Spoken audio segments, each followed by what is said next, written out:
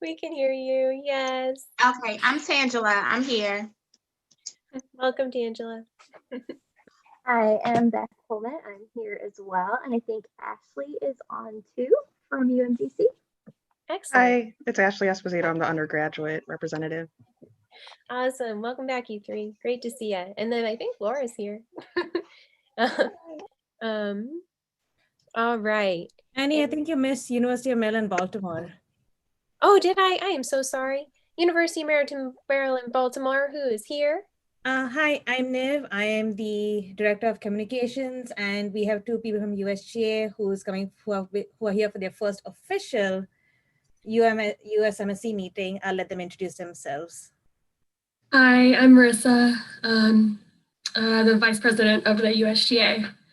And I think Nikki is here. She might be having computer issues, but she's here. Welcome, Marissa.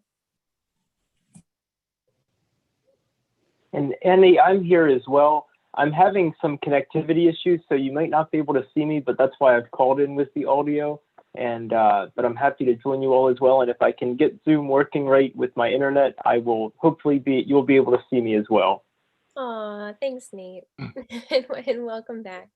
Hey, Annie, this is Michael, and I'm here from Bowie State. And Michael is here from Bowie State. And I like your background. Word bubble. All right. And then Annie. oh, yes. Courtney, our SGA from Bowie State, said that she's on the way. She's having some connection issues, so she might have to dial in. That's totally fine. I get it. I've been having some of those recently too, which is why there's some more co-hosts today. So if I get kicked off, I'll join right back as able. And then, so then Courtney will be on her way too from Bowie. And then University's at Shady Grove. Y'all here? Yes, I am here. My name is Ikililu Karim. You can call me Ike. I am representing USG. Welcome, and you're one of our new folks, so welcome, Ike. Thank you.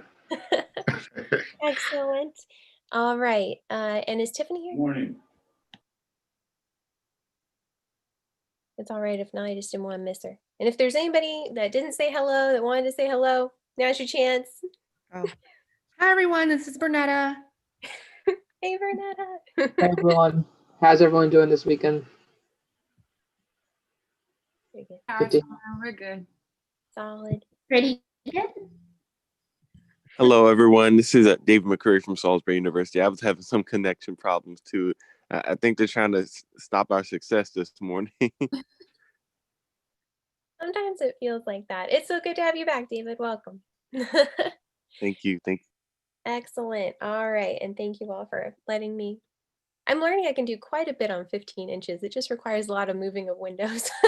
So thank you for your patience with me. All right. Next, I am going to, we have our presentations, and this is our first time having our full meeting with our full board of all the execs and all the directors.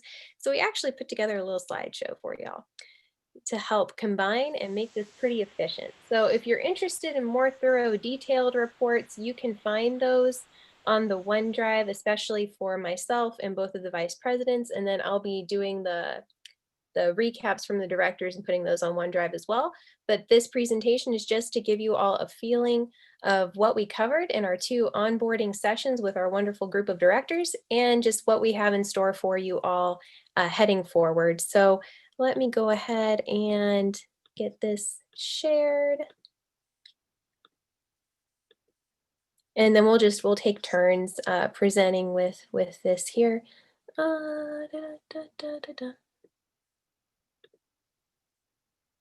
Okay, I'm doing this straight from OneDrive, so I am going to ask for a little bit of help. Where would I find the presentation mode? Does anyone know? It's okay if not, I'll do it this way. Anna, you can still press the button in the bottom right that looks like the little easel thing. That will do it. Thanks, Dan, laughing. Much obliged. All right, so here we are for y'all today. So at our first onboarding orientation, if you will, for all 8 of our wonderful directors, we finally had a chance with, and also with our new VP, we had all 3 execs and directors. We're able to have a really good conversation and try to, see what binds us all the different areas. We have the folks that are looking out for grad students, undergrads. Then we have the 4 different areas of diversity and inclusion, student affairs, government relations, communications, and marketing. And we were like, okay, what connects us? And it really is this sense of community. We actually were using the word family throughout the meeting. We really want the council to feel like a family. We all know each other. We're going to be in this together for at least this year. Hopefully some of you will be beyond this year as some of us graduate. And so we were like, okay, what's going to be our anchor point, our true north, no matter what we're working on? So for everybody, all of your executives and your directors, we are seeking to grow the community and we're seeking to nurture our community. And that means all the institutions that we cover, all the students, undergrad and grad, and in those 4 key areas. And then whatever committees you all decide are the ones that you all would like to see moving forward, which we'll come to later today on the agenda. So I'll just kick us off and then I'll hand it over to the vice presidents and then the directors. For my president's report, a lot of what I've been able to do between last meeting and this meeting has been more USM based. So I attended the Board of Regents retreat in which all of the councils had to present. So I presented for us, let folks know what we've been talking about, brought up the concerns about COVID accommodations, flexibility, bereavement, diversity and inclusion issues, et cetera. So everything, just so you all know, I'm taking that elsewhere. I also brought those same concerns when I went to the system-wide staff council meeting, and tomorrow I'll go to the system-wide faculty meeting. So that will continue to happen. And then in between, I also had, I think we had a regular Board of Regents meeting and I presented there as well. I've been coordinating a lot with Layla and Elizabeth, who you'll get to meet later, but those are our 2 key sister councils that we work with right now, though we will be trying to loop in the President's Council as well. But we do see them every month. But today you'll get to meet Elizabeth and Layla, and we'll have a great time to have a question and answer, figure out where we can collaborate across the demographics. You'll also see today Mary Perg is coming to talk to us both about the climate bill that was mentioned last meeting in more depth, with opportunities surrounding that for each of your institutions, as well as civic engagement initiatives as we do this final push, this big push before the November 3rd elections, to be followed up with all the important civic engagement that happens all the time that all of you have been doing a wonderful job at your universities about. Elizabeth may be bringing up the academic integrity policy that's coming up. So I just wanted to give you all a heads up on that, to have that start to go in your head if you have things on your mind related to academic integrity for students at your institution. And then the other thing I just wanted to put on everyone's radar, just as something I would recommend everyone looking into, is there is a new, kind of like when the system last year started looking at the Title IX policies coming out, there is this new proposed rule from the Department of Homeland Security, which will impact, potentially, if it passes, will impact several international students on student visas, F and J. So I'm happy to discuss that more when we have our time in breakout or open forum. And with that, I'll pass it off to our VPs. Okay, thanks, Annie. Yeah, so since our last meeting, like Annie mentioned, a lot's been happening. Because we have a full slate now with our directors on board, we've met with all of our directors, the entire team. And more specifically, I had a separate meeting with our communications co-directors. And now we are transitioning our communications platforms to Niv and Nayla Bonet. So you're already seeing messaging going out. They're already up and running. So that's really, really exciting. She's going to talk a little bit more about that a little bit later, and what you all can do to support our overall communications efforts and outreach on all of our platforms. As Annie mentioned, civic engagement is still a really big push right now. So we've been supporting Dr. Shapiro and her team.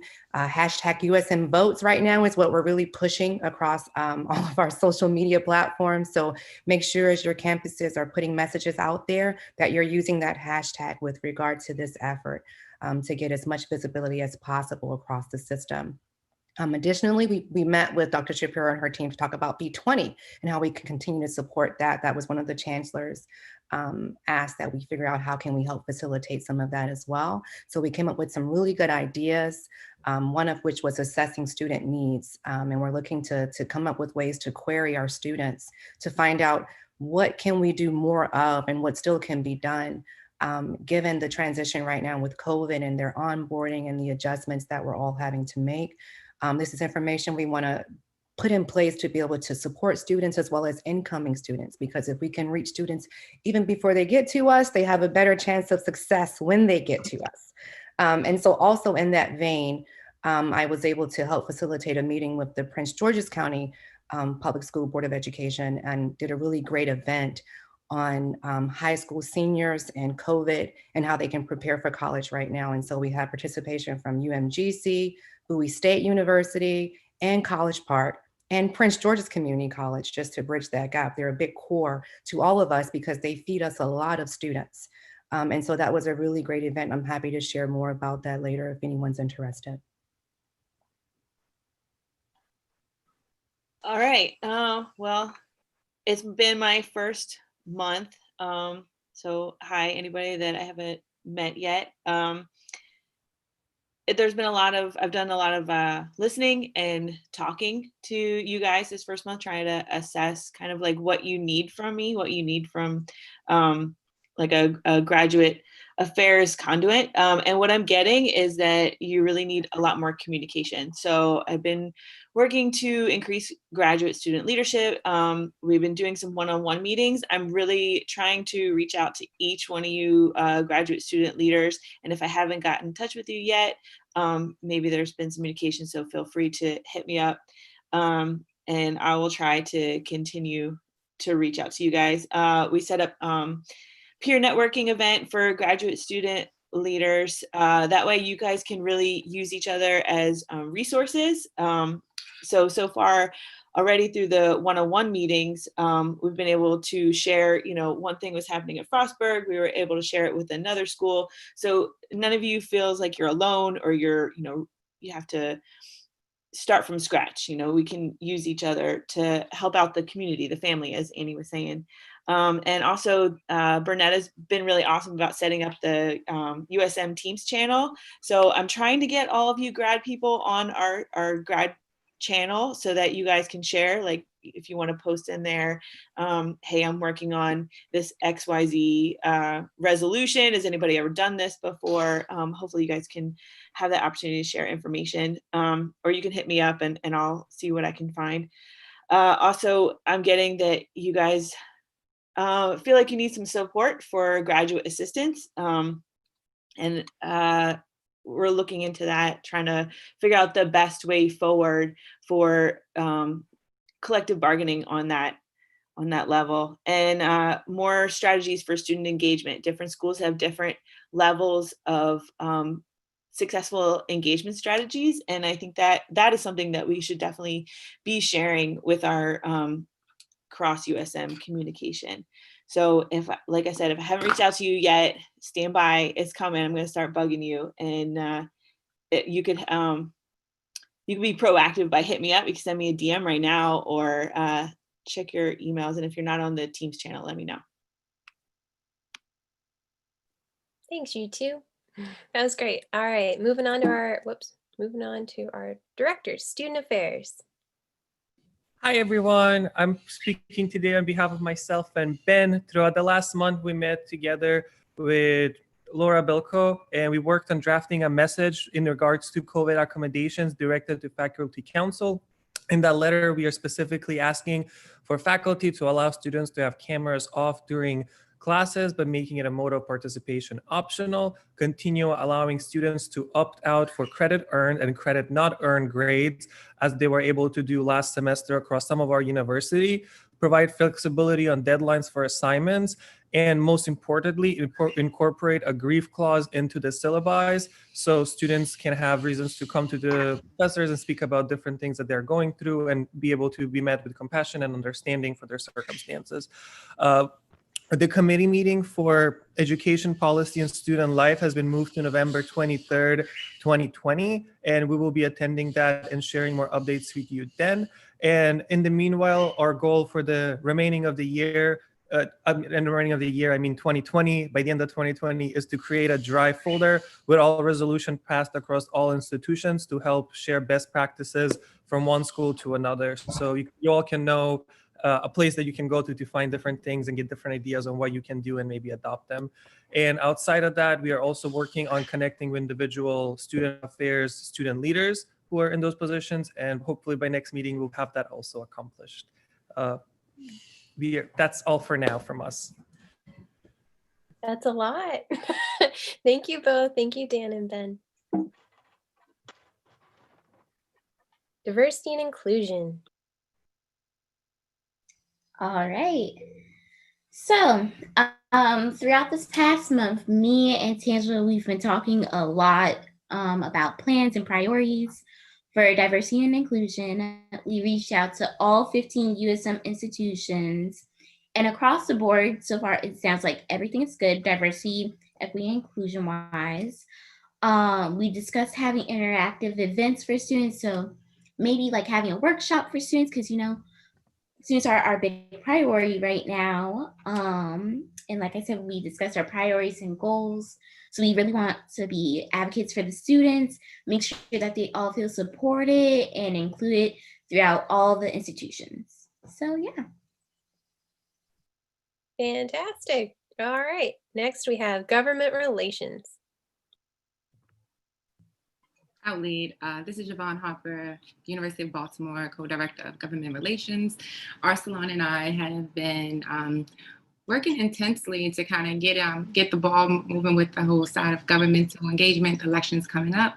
So we've emailed different institutions, and we've had meetings with the Maryland Youth Advisory Committee. We've also had a meeting with, and Annie, please correct me if I'm wrong, with the community civil engagement. Was that Nancy? Yeah, you got it. Okay, I'm making sure I have it. Also, as Michael Mickey is on the call today, we want to kind of start the Pledge Your Vote campaign that Bowie State has already initially started. And then we have reached out to Patrick Hogan and Andy Clark regarding Advocacy Day and the meeting with the governor and its staff within the coming months, if COVID allows. So that's where we are for this meeting. That's awesome. There was only one tiny thing, just a shout out to Michael McGee. Yes, thank you for joining us. I can totally see where that happened. It sounds phonetically similar. And then comms and marketing. All right, so I can talk, and Nilabane, please chime in. So we have been texting back and forth, and we are planning on meeting shortly after this meeting to discuss more of our communication efforts. But we, Bernetta has transitioned all the social media platforms to her. For people who have been checking, I have been posting on all of them. I even have been live tweeting while this meeting's been going on. So I have been live tweeting during this meeting, and our plan, I'm going to put a link at some point. We want to establish a list of contacts for all the USM institutes to establish better cross communication between different USM institutes, and also highlight all the activities going on at each USM institute. So stay on the chat for that. And that's it. And I think me and Nilabane are going to come up with some really cool social media engagement ideas. I pitched the idea of having a welcome video on our USM website. So at our next meeting, we probably have more updates regarding that. But we both are working together, and we're really happy to represent you all as Director of Communications. Yes, Niv and I our schedules are very conflicting, but we've always found a way to get around that and to get our ideas out. So far, we're thinking about maybe doing some story polls so we can get feedback from the student body and increase engagement that way. And of course, after this, we're going to meet more. So we're excited to share our ideas with you guys. That's awesome. Thank you all. Okay, those are our rock star directors. All right, next up, we would like to give some time both for our student regions to let us know what's going on, and then our USM advisors. So Nate and Aaliyah, you want to kick us off with what's going on in your world? Maybe? Sure. Can you all hear me? You're good. And is Aaliyah on this call, just because I want to make sure I don't step over anything she might say, but if not, I'll just go first, I guess. It's been wonderful. Thank you, Annie, for inviting us to your directors meeting. I think I really learned a lot from that. It was great to meet with all of your directors as well as you all became oriented, and we had a few conversations about how our collaboration can work, and also about the role of the Board of Regents and as what we as student regents are here to do. Aaliyah and I know there can be a lot of confusion around where those lines are drawn and what it is that we do. So I really enjoyed that opportunity to both meet with everybody, but also to explain what we're here to do. Since that meeting, we've been continuing to, keep an eye on things across the system. And we have Joe and Zakia here, who of course always help Leah and I stay on track with what we're supposed to do. As was noted earlier, our Education Policy and Student Life Committee meeting did get delayed to later in November on account of Election Day being November 3rd, and that's when our committee meeting had been originally scheduled to take place. But aside from that, right now we have a special board meeting tomorrow, but nothing crazy or major on the agenda at this point, and then we'll have our regularly scheduled board meeting, I believe, later in November. And that schedule's online though.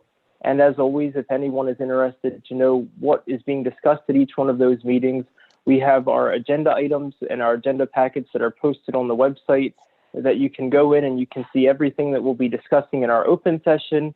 And then for the closed session, you can see the rationale behind why we are going into closed session. And, we're not always able to discuss the specifics of those things, but of course, if any of you have concerns, I encourage you to reach out to me at any time. I really am here to serve all of you. That is the role of the student region, is to serve as that liaison between your student council here and in the Board of Regents. So if there's anything I can ever do or any conversations you'd like to have, please feel free to reach out anytime, and I will post my contact information in the chat as well. And so thank you once again for Annie for all that you're doing, and thank you for helping to coordinate meetings and conversations between us all. I really appreciate that.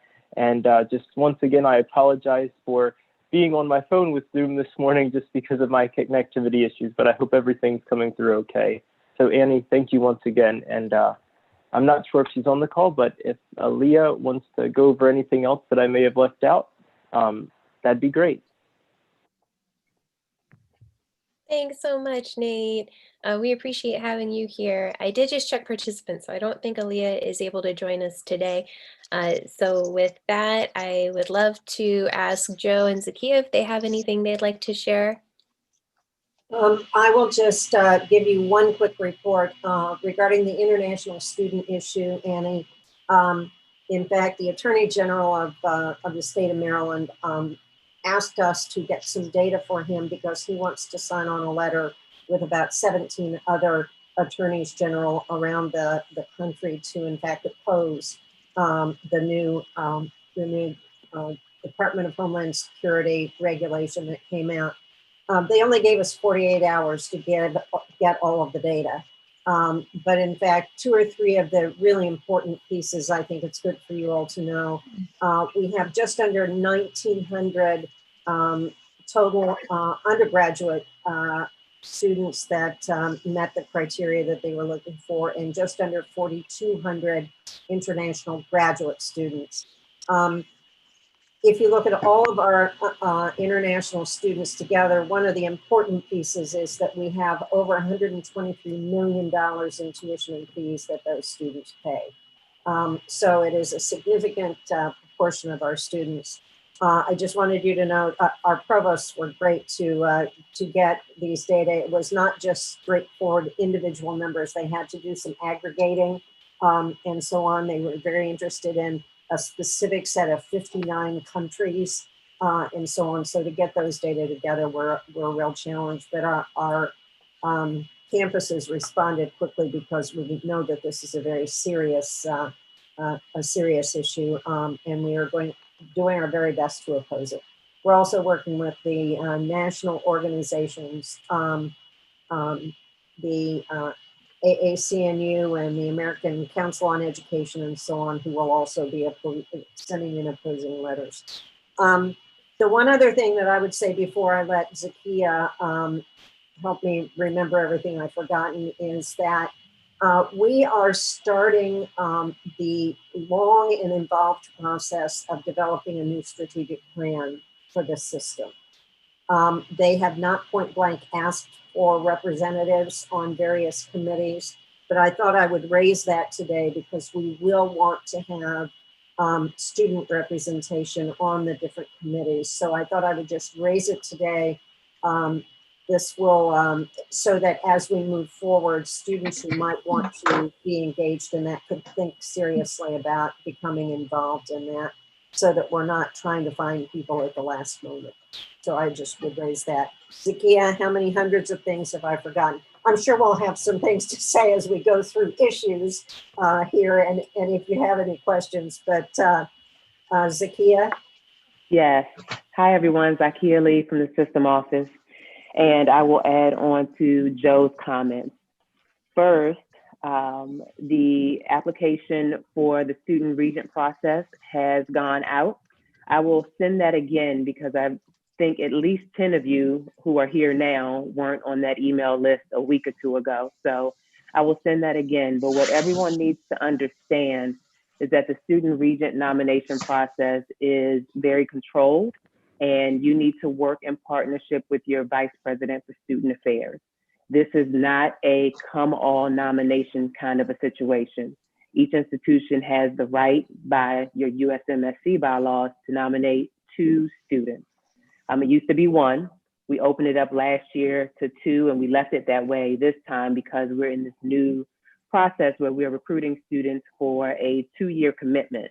And last year, at least, that seemed to scare some folks away. So we didn't want to limit the number of nominations that came in to just 1 per institution, just in case we needed to be broader in our thinking and cast a broader net, a wider net. So each institution can submit 2 nominees.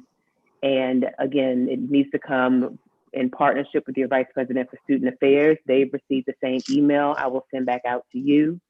And the nomination itself needs to come from the vice president for student affairs or the president.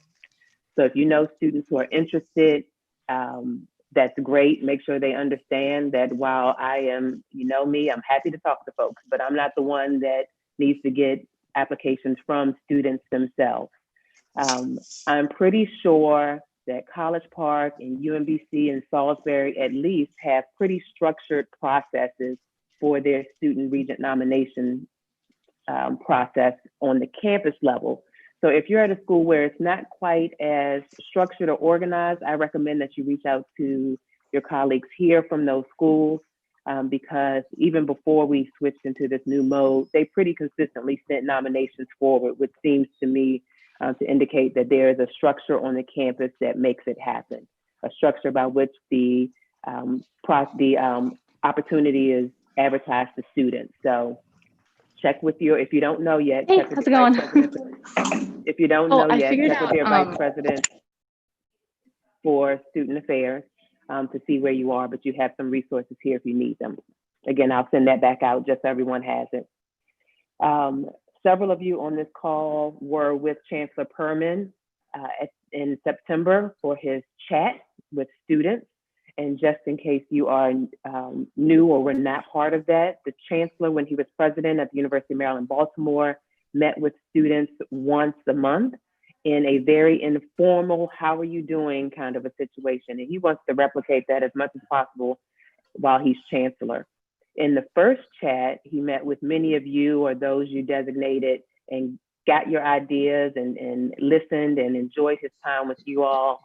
And has since been talking, many jokes about what he doesn't understand about social media and Facebook Live or Instagram Live or whatever they said, but it was good ideas, but he, that's not his thing. But he appreciated the comments and the ideas for groups to meet with. So we're moving forward with that. In many cases, we will talk to the vice presidents for student affairs or the provost to have them nominate students. So we just want to let you know that that process is going to continue.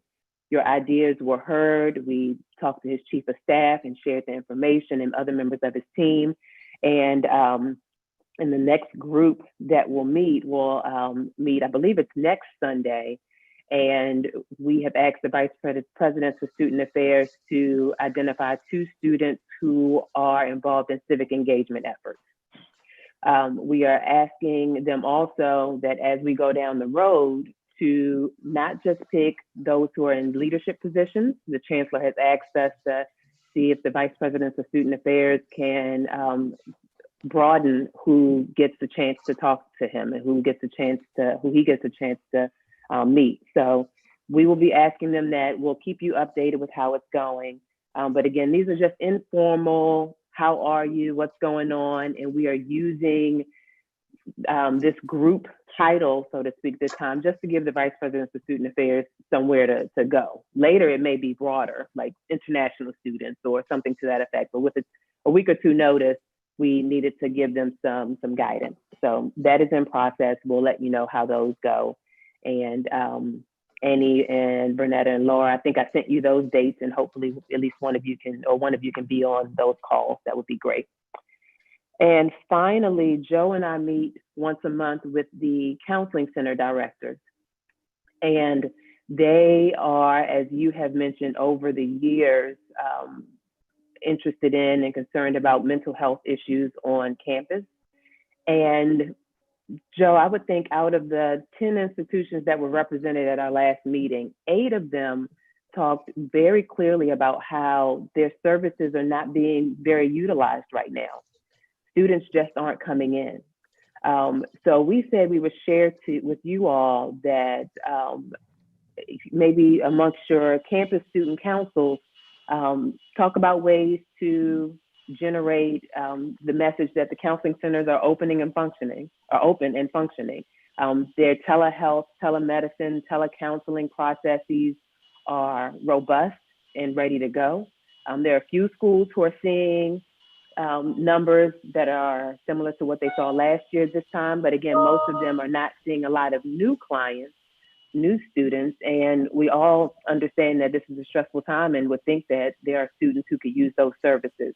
So considering that this is probably something that's on your campus list of important ideas for your council, start to get a sense of how things are on your campus and whether students are utilizing those services, because our indications are that there's capacity that's not being used right now. It could very well be that in another 6 months, we'll be talking again about wait times and too many people trying to get in. But right now there's space. So we wanted to let you know that so you can begin to make sure your peers on your campuses know what's available to them and that campus professionals are waiting to help them. I would just add to that, the counseling center directors, I think, are being very creative. Not only do they have one-on-one opportunities for counseling via FaceTime or whatever, they also have several different groups that they are developing and so on, where students can share with each other the kinds of challenges that they have, which might be helpful as well. So they're very concerned that there's a disconnect, because when they've done some surveys, the responses they get back are that, like a lot of the rest of the world, the students are feeling very stressed, not only because of Zoom fatigue, confusion, or feeling pressured about their assignments and timing and needing more flexibility, and also that the feeling disconnected as well. And now in this time, social and racial unrest, there is another layer of stress for many of our students and families. And then you add all of the election craziness on top of that, and the stress levels are very high. So they wanted to make sure that the student leadership knew that they are there and ready to be of more help. And as Zakia said, almost every one of them said, we have more capacity. We can see more students. Many are switching their hours so that more students can be seen in the evening if that's helpful and so on. But this is not the time for people who are feeling stressed out to hold back. They need to go ahead and reach out. There is help out there. And I only have one other thing, and this is just in response to Dan and Ben's student affairs report. And Daniel, I know you sent that your letter yesterday. I didn't get a chance to review it because this may have been the one thing that stood out. But you mentioned, if I heard you correctly, grading options and asking faculty members to allow for opt-in and out of flexible grading. That is an institutional decision. That's a provost academic affairs decision. So the wording that might be more appropriate is encouraging the faculty to encourage the academic affairs to do it. Joe, correct me if I'm wrong. I just don't think that that's something that each faculty member has control over. So that may be more encouraging the faculty to talk to their senates, to talk to their academic affairs offices on the campus about grading options, because we discussed that at the system level with the provost quite robustly before the fall started. So I don't think that's an individual decision.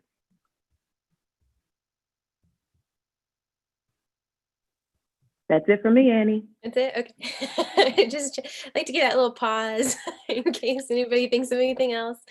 Uh, your point on the mental health, thank you so much for sharing that. It actually kindled within me a reminder, light bulb in the back of my head to ask both of our advisors.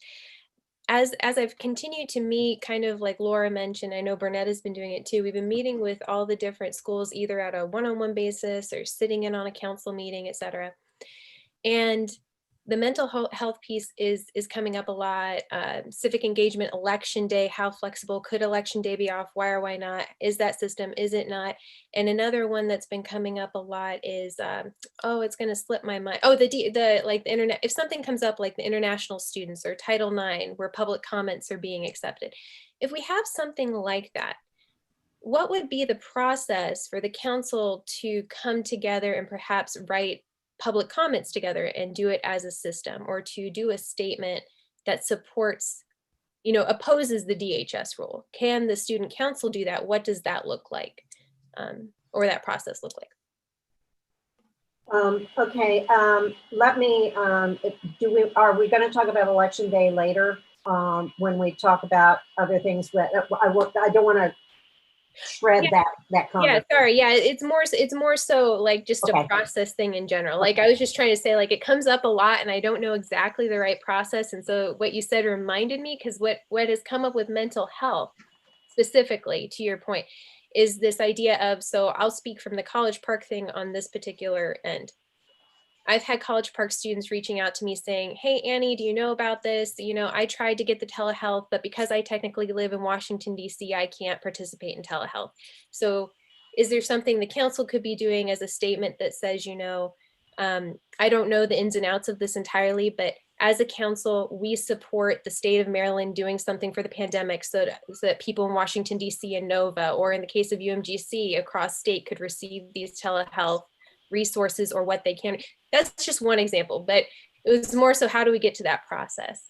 Okay, Zakia, tell me if you don't agree with this, but if there is a relatively uniform issue or position that would come up through the executive committee, I would encourage the executive committee to in fact reach out to Zakia and me as soon as possible so that we could possibly make suggestions to you about the points that you might need to make, or explain to you, and then you could in fact share it back out with others. The idea right now, since we are still under a public health crisis, the idea of being able to counsel across state lines, we're still in that flexible period.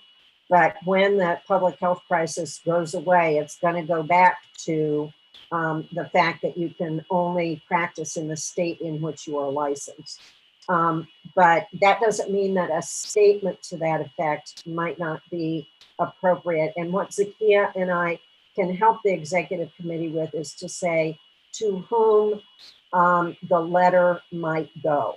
In some respects, and sometimes it might go to the chancellor, or in fact, if we're working with, as we are with the Attorney General's office, we could let the system know but have the letter go directly to the Attorney General's office from the student. So we could share with you, if USM takes a position, then you might be supportive of that position, for example. But in most cases, I think, Zakia, it would be best to touch bases with you and me to figure out to whom the letter is, the letter or our objections often are going. In this case, I think the Attorney General's all over this one on the Department of Homeland Security. I mean, this new rule is just so ridiculous. In this idea of the visas only being for 4 years. So one of the questions that the Attorney General office asked us was, how many graduate programs like PhD programs are longer than 4 years? And we go, really? Really? You're asking us? So we said all. You know, we can't say that people are going to be here and get finished in 4 years. You just can't say that. We would love it to shorten the time to degree, but in fact, the program itself can't be so designed. So number one, we want to make sure that the students know when in fact the system or the state is taking a position that is congruent with yours. And as soon as we see that letter, Annie, we'll send it to you and you can send it out to all of the members of the student council so they know that the Attorney General really has stepped forward on this. Because I mean, they're taking it to court. They're suing. It's another one of these situations where I think it's going to be 17 states that are suing the federal government. Yep. Mm-hmm. And I just put 2 things. It was also in like the prep email for a day, but I know we send y'all a lot all the time. So I just plopped the Federal Register's DHS. So something I would say to all of you on an individual organizational basis is no matter what we do at the USM level, individuals are allowed to make public comment on this rule. School organization, your own GSA or SGA can make a comment on this rule. I believe College Park's GSG is, but if not, the coalition College Park is a part of with other Research Ones has already made a statement and comment to this rule. So there's lots of things you can do at many levels as we decide the system level. And one thing I would say is that it can make a difference. Now, at the Department of Homeland Security, I'm not quite so sure, but it was about 10 months ago that the Department of Education put out a new regulation, and when they got 17,000 objections within the first few weeks, they withdrew it. They simply withdrew it. So when they saw the overwhelming response, they changed their minds. And I'm not sure whether this one has a chance or not, but it does make a difference. Or it can make a difference, let me put it that way. Annie, can I say something as well? Sure. And that's just that if you are looking at taking a position on a USM policy or an issue that's coming before the board, I would just ask that you keep Leah and I apprised of any actions you're taking, because that is why we're here. We're here to be your voice between the student council and the board. And so just please don't, it would be better if we could all be on the same team from the start, just with conversations and as that dialogue is taking place, because we would certainly like to partner with you whenever possible, especially when it's pertaining to a USM policy that would be coming to the board. And as far as taking an individual positions is concerned, Aaliyah and I have a wonderful opportunity to, be at each of the board meetings and to have a voice throughout the board meetings. And with that, if there's any concern about any particular policy or agenda item that you see on our agenda, please email both of us. That way we can say when we're at that meeting, it's not just Aaliyah or I saying, whatever's on our mind because we think it's pertinent, but we can actually say, we've gotten emails from College Park, from Frostburg, from Coppin, from Bowie, from UMES, from Salisbury, and this is what we are hearing. This is what the students want. Both of us have that unique position, and we really want to make sure that we're utilizing that to the best of our ability. So please always, don't hesitate to reach out to either one of us, and please keep us involved in those conversations. Thank you, Nate. And that is another link that was in. So hopefully that just becomes a giant reference sheet for you all. There's a link for the Board of Regents website. That agenda is publicly posted, as are the committees and what the committees are working on. And Nate, you can correct me if I'm wrong, but my understanding is a lot of it is done at the committee level. So I would actually suggest looking at the committee piece of the Board of Regents website and seeing if things are on there. And the other piece I would say is, in addition to keeping Aaliyah and Nate in the loop 100%, is keep in mind that anyone can make a public comment, and there is a process for that at a Board of Regents meeting, which is a great experience for people to have, if nothing else. But hopefully if you're passionate about something, you also want to do that for a particular cause. But is that right, Nate, the whole committee piece? It is. Yes, and actually to that point, you'll see Aaliyah and I are each on different committees, but both of us are on the Ed Policy and Student Life Committee. But as you're looking through those committee agendas, if there is something you are concerned about, or you have a question about, or a concern you'd like raised to that committee, you can always dial in to listen to the public access line to what that committee has in open session.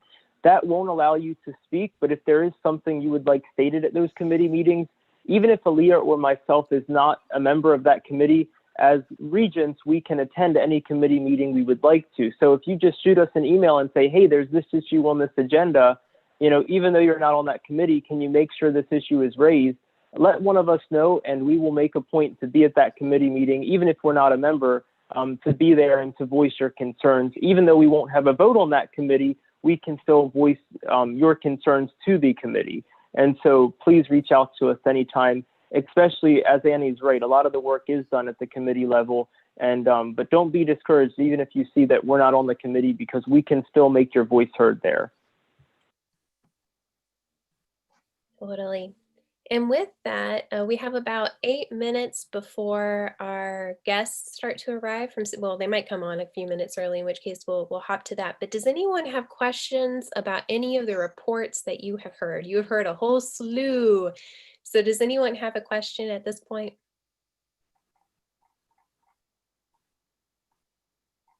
Hi, Annie. If nobody else has a question, just reminder, Beth, grad representative for UMDC, talking about the legislation that affects graduate students and their visa status, I think it would be great if we have, or if we can develop, so this is kind of directed to the directors, a plan for mobilizing comment across the USM student body, but then specifically also within the graduate program. So if people want to go back to their campuses, I know that a lot of med students would be particularly concerned about this. A lot of our future scientists, like our US innovation workforce is highly at risk with such a proposal. And I think that at the university level, students are going to want to comment on this, and we can offer them a channel and sort of updates on this. So if we have any government relations or communications plans around that, I think that would be very useful. Thank you for that, Beth. And I would put a date out there for everybody's mind. It's in the links as well, but this particular rule, as far as we know, is up for public comment through October 26th. That is how long the public comment is up for. Kind of giving anybody in the room an idea of when we need to get that. But it's really easy I've submitted. So it's a super easy process to submit. It's a matter of drafting and gaining consensus. Anybody else have a question, a topic you want to hear more about that's been brought up thus far? Hi, Annie. I just have a quick question. The slideshow that you had that had all the reports detailed, is that available on the Outlook or the Teams? Mm-hmm. Okay, cool. Thank you. Yeah, for sure. Mm-hmm. It's under our meeting for today. Mm-hmm. Sure thing. Cool. And then the other thing I just wanted to do for you all, if I can do it smoothly, I'm just going to show you a couple of things just to make it a little bit more visual, which is, fingers crossed I share the right screen here. Okay, I think I did. So sorry, I was still on my DHS. This is really handy, by the way. The NAFSA link helps take all of the things you'll see in the actual Federal Register and helps really prepare, makes it very easy, helps to understand what the effects will be. Because in addition to the four-year thing that Joe brought up, there's another list that I find especially troubling, which is the overstay list, which is determined upon the percentage of people from a certain country they believe have overstayed, but that's based on a percentage, and 10% of 20,000 is really different than 10% of 1,000. So to think that that is even the threshold that's being used is kind of troubling. And then when you see the list, it's very long list of countries that will be limited to 2 years for their visas. But the thing I want to show y'all is, so this is the link to the Board of Regents meeting agendas. So I would just say this is helpful if you all ever want to see what one looks like. They can be pretty long, like super duper long. So a question I have as I show an example of one of these is, for our members of the USMSC, what would you all say is the best way for them to, let's say they just have 15 extra minutes in their day to go check out a Board of Regents agenda, or check what is the best use of their time to try to siphon out if there's a policy that's relevant to them? Annie, the way the board agenda is structured is, again, by committee. So it kind of in part, to me, it goes back to knowing what's happening at the committee level. And you have it right there. The ones that are most applicable to students more often than not will be education policy and student life, and probably finance. Finance is where tuition conversations happen. The others, depending on your areas of interest, may be of concern to you too. But when I think about what you all discuss most often in your councils at the campus level, it's going to be on the finance side or the ed policy side. You're right, that board agenda you clicked on is probably 400 pages long. And it's structured so that you can click a link and you'll get right to what you want to get to. But your question is still a good one, Andy. How do you know what you're looking for? So you can either start with the committee, or if you're on the full board agenda where Annie just took you, you can go to the agenda for ed policy within the full board, or go to finance within the full board. Once in a while, the committee of the whole is what we call the full board, will hear something that's not tied to a committee. That happens a little less often than not. But what I'll try to do, and I know Nate's a great student regent, and maybe he can partner with me in trying to remember this too, is that if something comes up and it happened between a USMSC meetings and we haven't had a chance to tell you about it, maybe we can remember to shoot a quick note to the email address saying, take a look at this. More often than not, though, because the board meetings generally happen every other month and the committee meetings happen on the off month, we'll usually be able to catch important topics and share them with you before it pops up on somebody's agenda. But if it happens that something happens in between, we can try to remember to direct you to that area. So right there, yeah, that's some of the ed policy material right there. And then keep scrolling, Annie. This is a good one to look at. So you have each of the committees.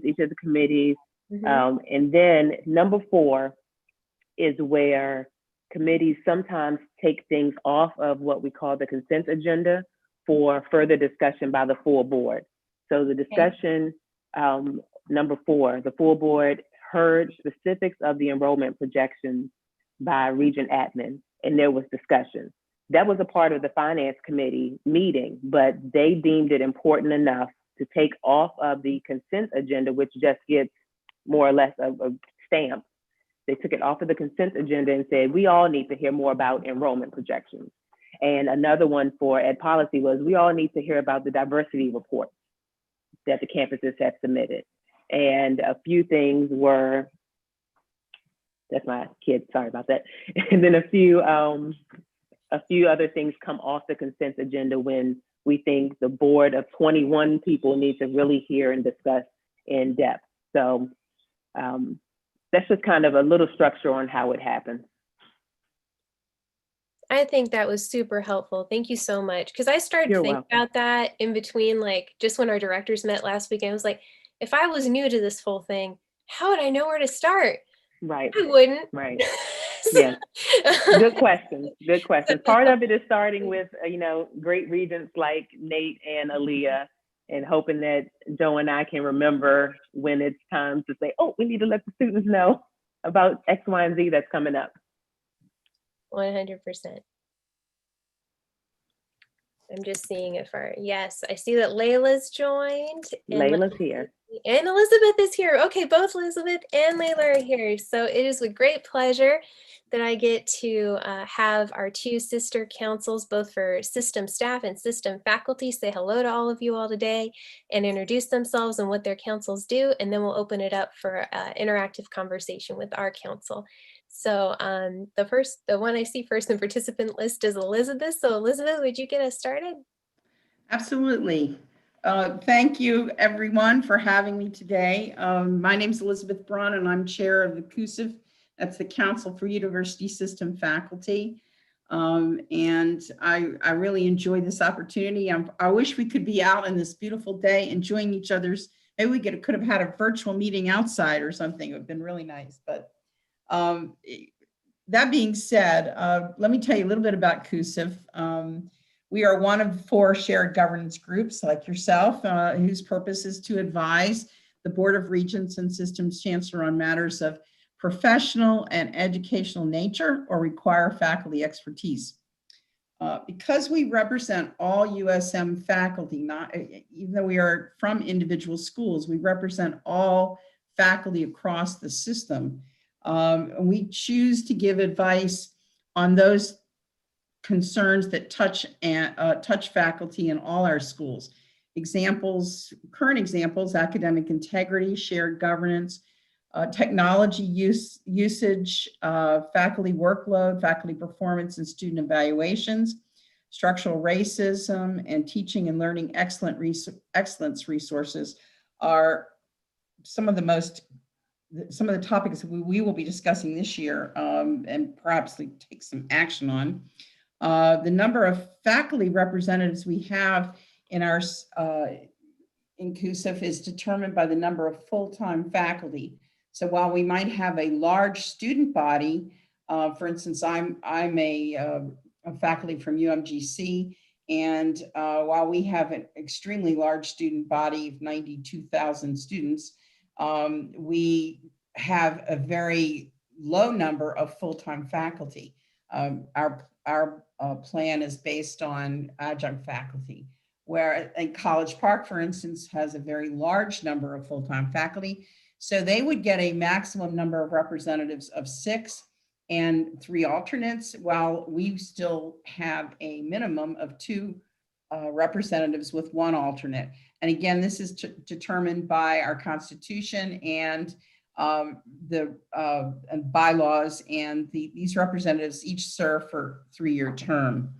There are 6 standing committees, similar to yours, I imagine. We have XCOM, we have Educational Policy Committee, Faculty Concerns, Legislative Concerns, Board of Regents Awards, and Rules and Membership.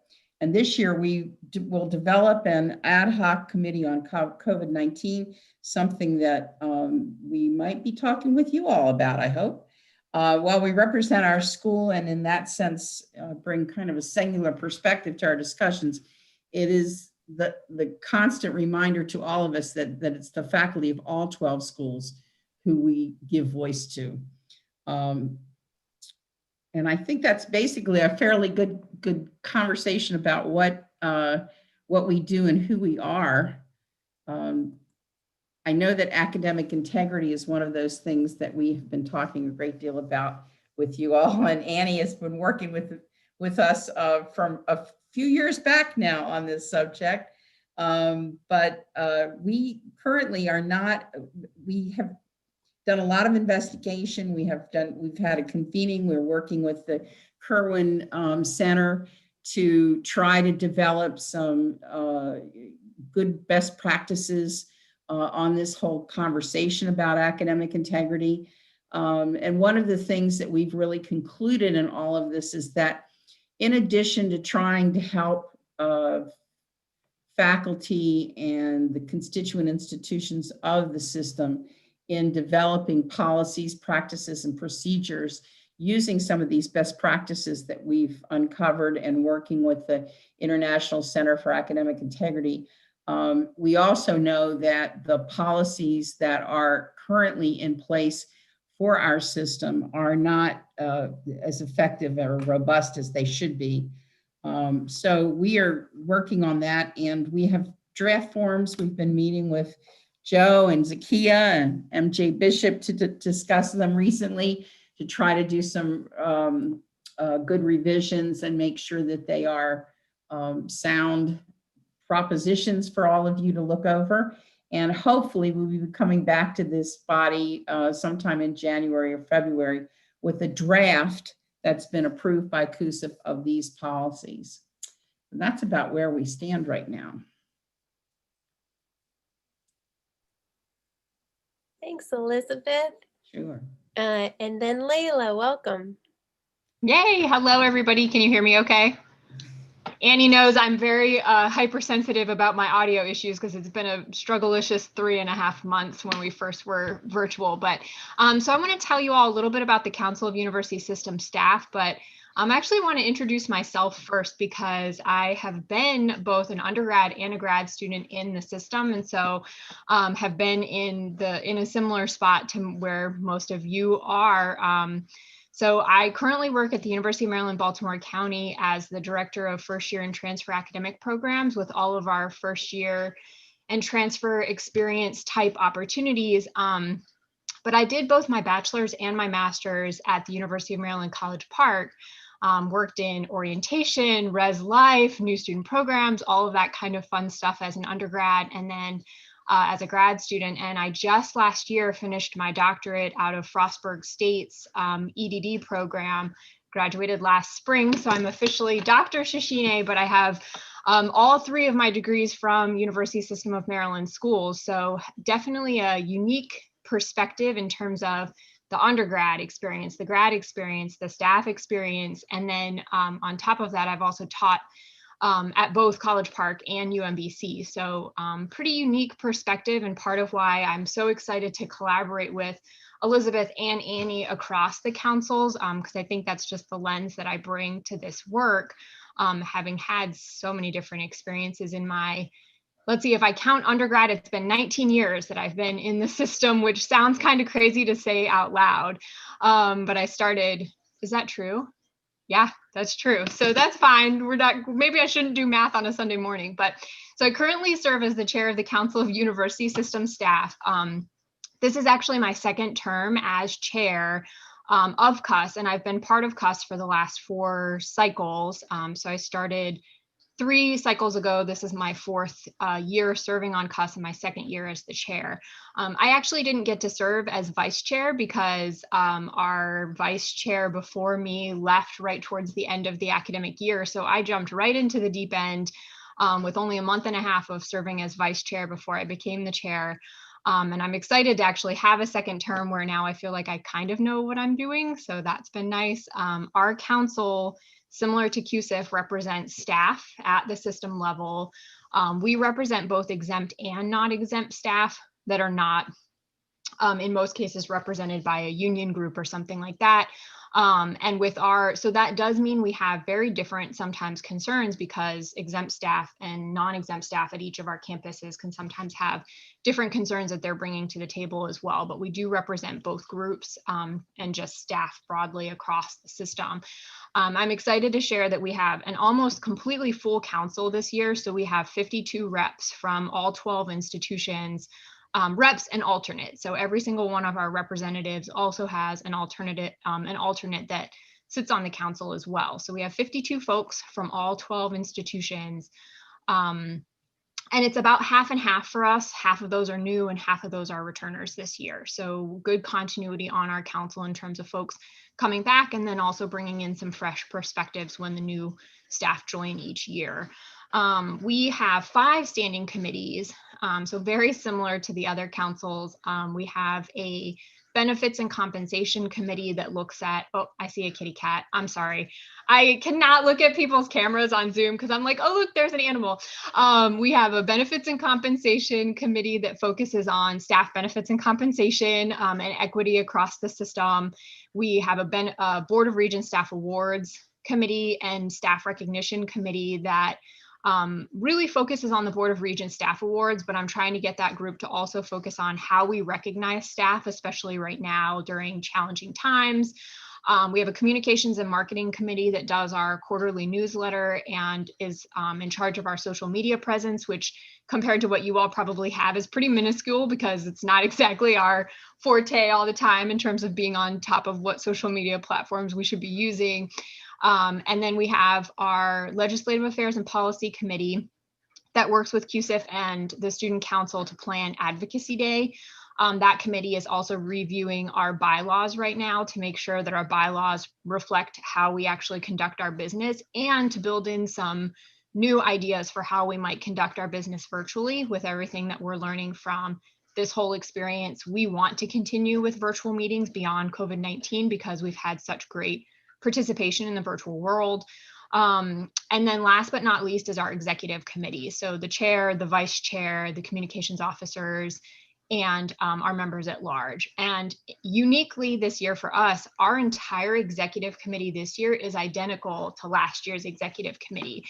So we've never had that happen before where our entire leadership council just rolled over from one year to the next. But we are a great group and we enjoy working together, and I can't think of a better year for us to have continuity in that. So I'm excited for Annie and Elizabeth and I to have been connecting since August. We're going to be planning our joint council meeting next month together. We kind of have that already set up. I don't know how much you all have talked about that. And then thinking about what Advocacy Day will look like, considering that it will mostly be virtual, which is another effort that we kind of do across the councils. But I would love to hear from this group if there are other ways that we can collaborate across the three councils. And then I also think in terms of the student perspective, I know it tends to be a lot of faculty and students, but how can staff at each of your campuses really help each of you navigate some of the challenges that we've been having with the current circumstances? So thinking about partnerships that might not exist or could exist in terms of staff support of students, because you all are the reason that we're all here. So whatever we can do to help the student experience, we're always happy to do that. And I'll stop there because I could keep talking forever. You all know that. No, that was great. It was great to hear from you both. Thank you so much, Elizabeth and Layla. So I don't know if anybody has something pressing that they are thinking about. What are ways that, while we have our staff and faculty friends here, what are some of the things on the top of folks' minds for possible either topics you want them to know about that matter a lot to students, but also topics where you think all three of us could work together? Annie, I have one. Yeah, go for it, Dan. So Lisa at College Park, we've been talking a lot about Election Day. And I think this is a key aspect where faculty and staff and students can work together on. One of the things I think is important is that Election Day is not just about voting. It's about how people can just be involved in general.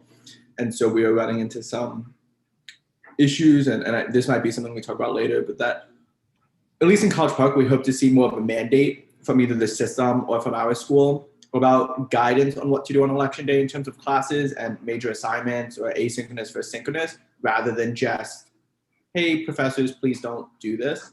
We know that there's a lot of different moving parts to it, but it's something that benefits everyone that is able to vote, whether you're a staff, faculty, or a student, being able to be involved as an election judge, as a volunteer, are both equal as important. And I think that's something that all three of our councils can work on together to figure out how can we partner together to address some of these different moving parts to move closer to no major assignments, asynchronous, and simply just more accessible ways to be more civically engaged on all of our campuses. Well, I'm going to jump in here because, and I think maybe Joe or Zakia can help a little too. there are a lot of things that are happening that across the board and this is the chronic problem that we all have in all of our meetings and is communication, obviously getting the word out. We come up with ideas and projects and things and getting it down and filtering through. For instance, you talked about election judges. We've got newsletters, I believe. In fact, I'm supposed to write an opening thing for that. We've got lots of projects. And Joe, if you can elaborate a little bit on that maybe we just need to get the word out because a little bit better. I don't know if you all can take it back to your people and spread this word a little bit. I know I've tried to get it out at my school and send the word out to everyone through our CUSIF reps to try to encourage people to not just to vote, but to become election judges. I'm thinking of Towson right off the top of my head, because my daughter goes there and because I know that she's tried to enroll in doing something like that. So maybe Joe, can you kind of talk a little bit about that? Because I know you know more about exactly what kinds of endeavors are out there that we need to get out. Well, excuse me, I would just say that, in fact, you're right, Professor Brown. We've tried to make all of the communications as open and encouraging as we possibly can, because the curriculum of each class or the schedule of each class is the purview of individual faculty. It is really difficult for us to make a mandate from the top down, especially in the following context. This was discussed a year ago at the Ed Policy and Student Life Committee. It would be one thing if we said, okay, no classes on election day, when in fact, 18 million people have already voted. What we're trying to do is make everything as flexible as possible for all faculty, staff, and students, encouraging people either to vote by mail, to vote early, as well as take advantage of the election day itself. And part of the engagement of students and staff is to, in fact, let your faculty or your supervisors know that, in fact, you would be an election judge. And I have not heard of any faculty that would not give a student an excused absence. We certainly have had all of our presidents and provosts try and make pretty strong statements about not having any high stakes activity on that day, either an exam or a report that is due and has to be given orally on that day and so on. We moved the Education Policy and Student Life Committee meeting from election day to the 23rd of November, trying our very best to engage in that. But I would also say that in addition to the challenge of time on election day, all of us are also thinking very seriously about the aftermath of the election.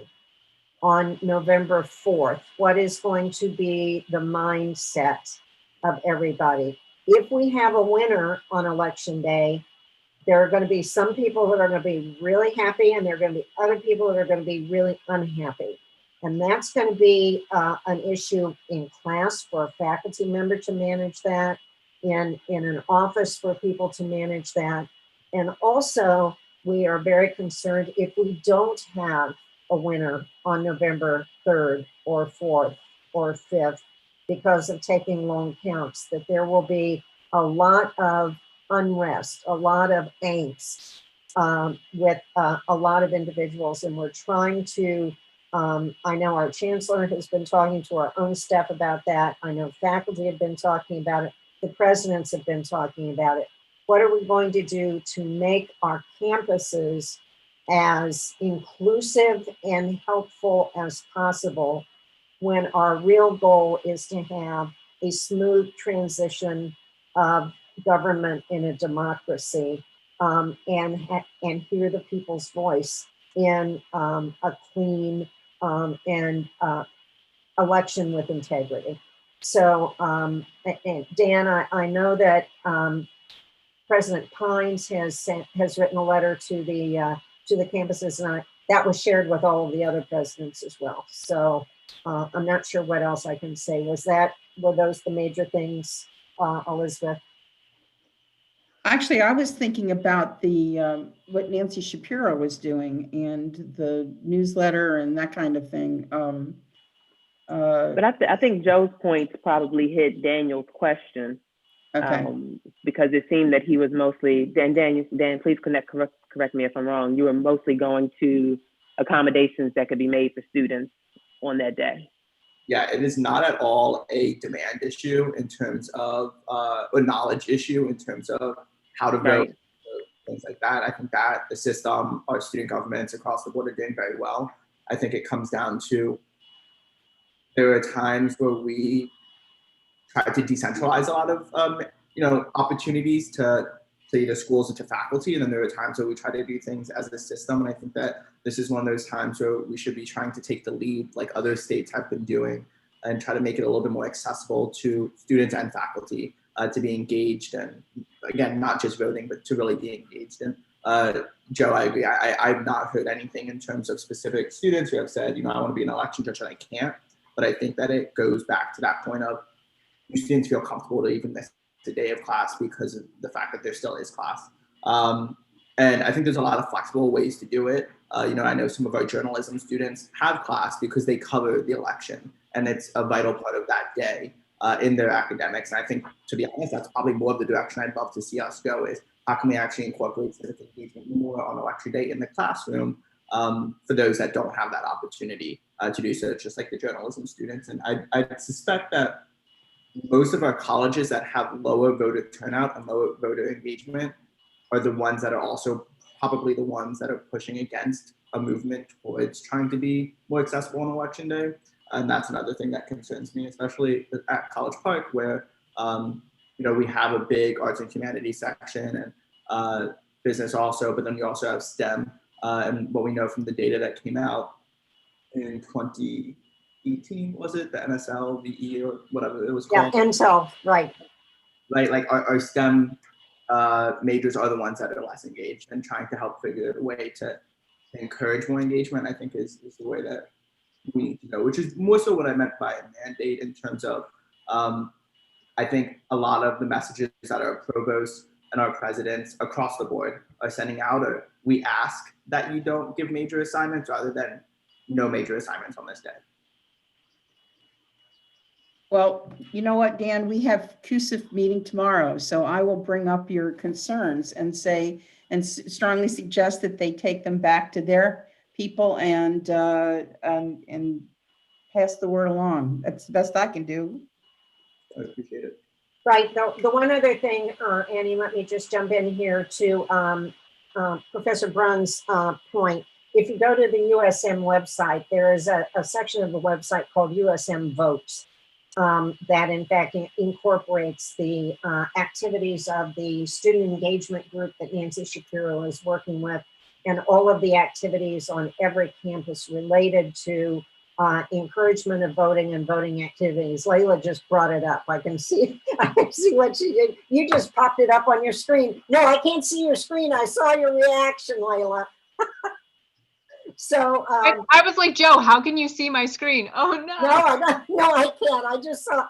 It's nice, isn't it? It is very nice. Yeah. I didn't know this was a page, so now I'm excited to share. There you go. USM Votes. I just wanted to give Thomas a chance. I can see him trying to mute over there. Yeah, sorry about that. I just wanted to hop in real quick and say what Frostburg has done at this point.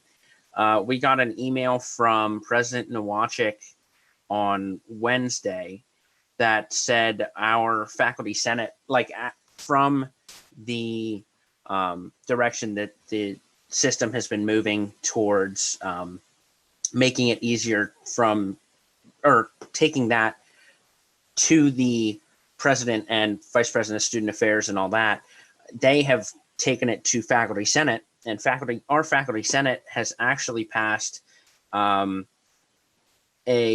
resolution that pretty much said,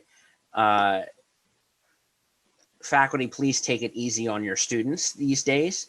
I'm looking at the text right now, but it specifically says, be flexible with attendance on November 3rd. Consider alternate assignments instead of scheduled class meetings. That way there's still that learning education part, but it may not be an in-person class, which allows students the opportunity to vote. There's also holding class meetings virtually and avoiding major assignments, exams, and presentations on that date as well. And I can tell you first-handedly, this is 100% a step in the complete opposite direction the way it was in 2018. I was a freshman in 2018, and during that congressional election and all that, I know that Frostburg offered shuttles to voting sites and things like that, like we are doing this election. But I don't think there was anything from faculty that said, hey, we recognize that we're voting and it should be taken seriously across the board. We should give our students these opportunities to do this civic engagement. You need to participate in this important election. So I think that at least from a Frostburg standpoint, we're taking great strides in the right direction with this. And if anybody needs assistance from, at least just so you can see what was done from on our campus, feel free to email me and I can send that to you, hopefully get some things moving in your college campuses. But I just wanted to say that I think you can see how what the system is doing is working, at least on some of the campuses, hopefully all of them, but at least in Frostburg. Thank you, Hi, Donna.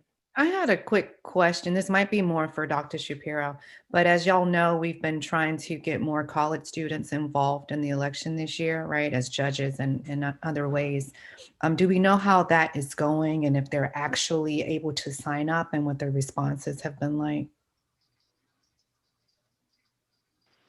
Bernetta, I We know don't know that varies exactly a how little many bit. students have become judges. That's difficult for us to say. What I can say is that there are only 2 counties at this point who were still in need of judges or poll workers. So our campuses closest to those counties, in fact, have reached out. And our impression is that several students have in fact stepped up. We just don't know exactly how many, but the overall voter engagement piece, I think, is going pretty well. Nate, you wanted to say something? Yes, sorry, Joe. It's very similar to what you were saying. I know, Bernetta, Dr. Shapiro had been keeping an eye on where there is the greatest need, and I do know, as Joe stated, that in many counties they actually had filled their slots for judges. Some were still accepting applications for backup judges, but it's a good situation that we're in, where many counties are no longer in need of those election judges. So with the exception of those few counties, I think statewide many local board of elections are in a good position. So sorry to interrupt you there, Joe, but thank you. That's awesome.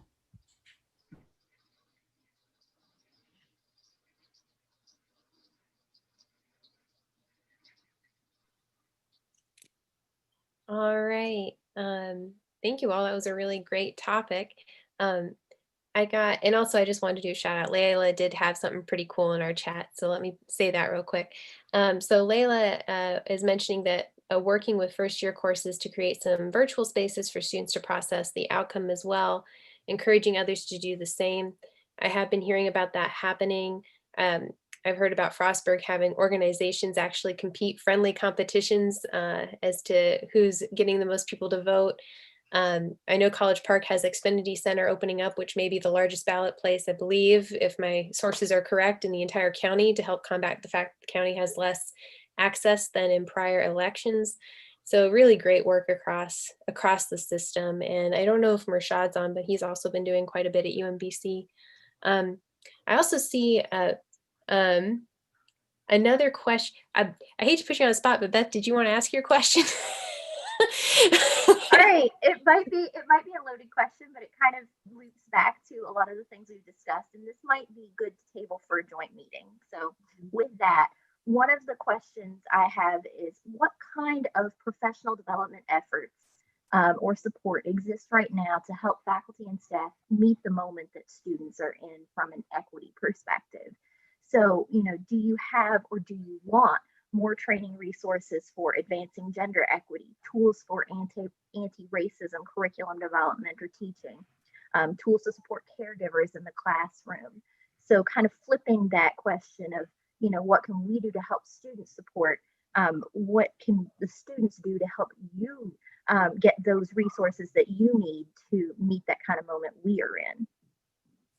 Yes, I love that as a suggestion for the joint council meeting, because Annie and Elizabeth and I are meeting next week to really firm up the agenda for that. And I don't know if maybe you put that in the chat privately, because I didn't actually see that question. But Annie, if there's any way to save that question for our discussion, since I know you have other guests joining you for today's meeting, but I think that's great. And we already had something kind of on our radar to have some sort of discussion at the joint meeting as well. So maybe I missed the question, but I definitely didn't see it. But I'd love to keep that text. I'm a very visual person. We could keep it in front of us. That helps me a lot. Yeah, that's fine. I'm copy and pasting. I'll put it in the chat now. Yeah, okay, yeah, and Annie got it because I ask so many questions. I try to clear it sometimes with people. I'm like, do we have time to ask this question? And my cats, by the way, Ari and Ash, so you've seen them, come back and forth. So if anybody wants to know, there's a Bengal cat who's horrific and has done terrible things while this camera has been rolling.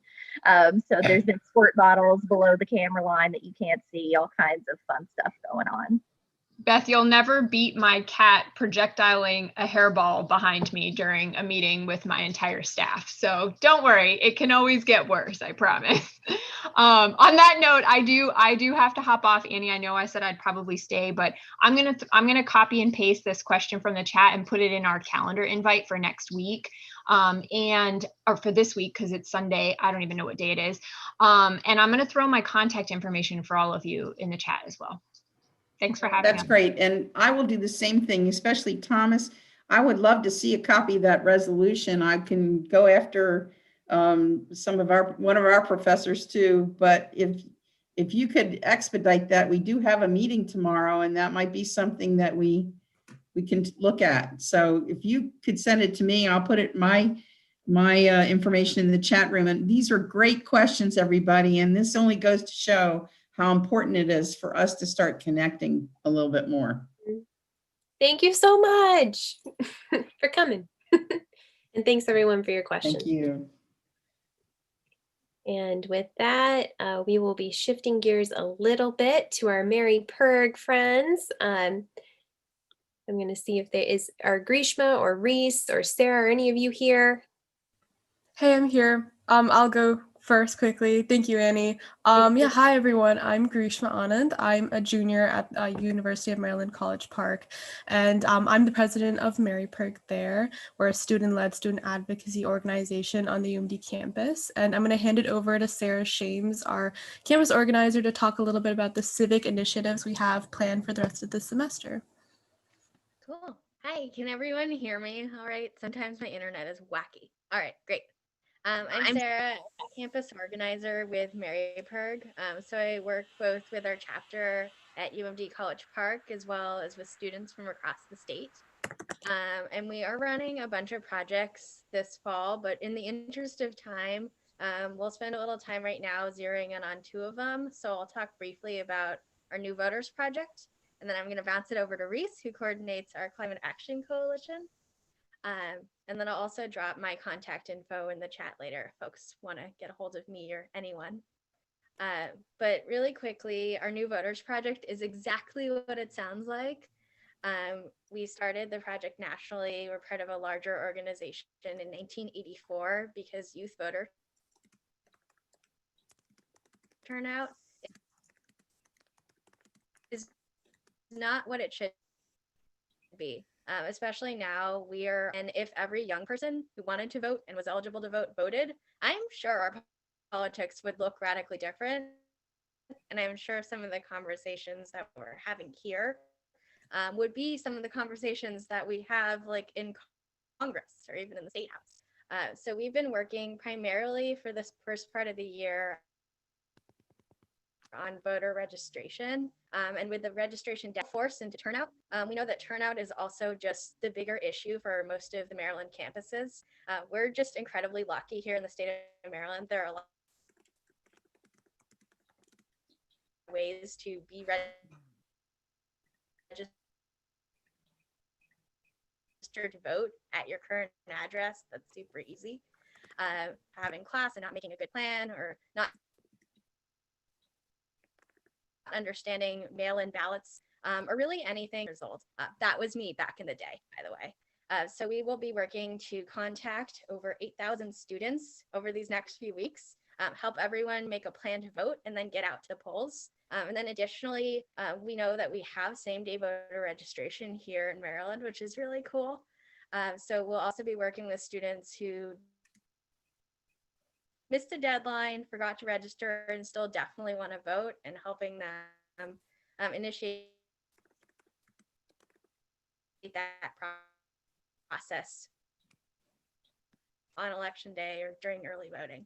Again, folks can totally ask me questions about that. And I'm going to make sure that Reese has some time to explain our climate. Reese. Hi, everyone. It's really great to be here. Thank you for having us. My name is Reese Barrett. I'm a sophomore at the University of Maryland College Park, and I also work on the climate action campaign that's under Mary Perg. So we're the Mary Perg Student Climate Action Coalition. And right now we have representatives from 10 schools across the state and over 200 supporters, which I'm really proud to say we've built since about March.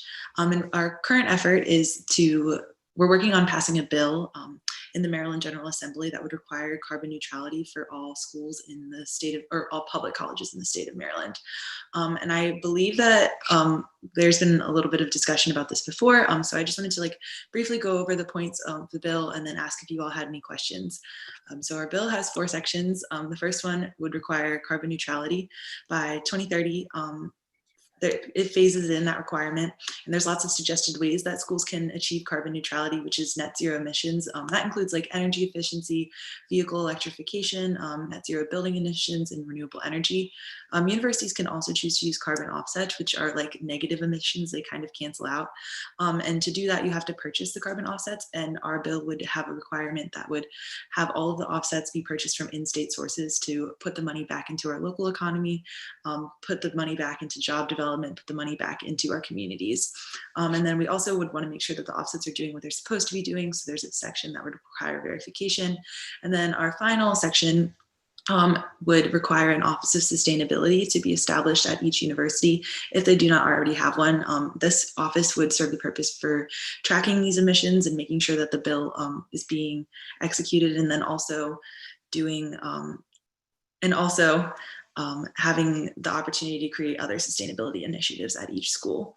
And so there's a lot more details and minutia, but I know that I don't have all day to talk about this, even though I could. So if you all have any questions, I would love to answer them, especially because I know it can get kind of technical.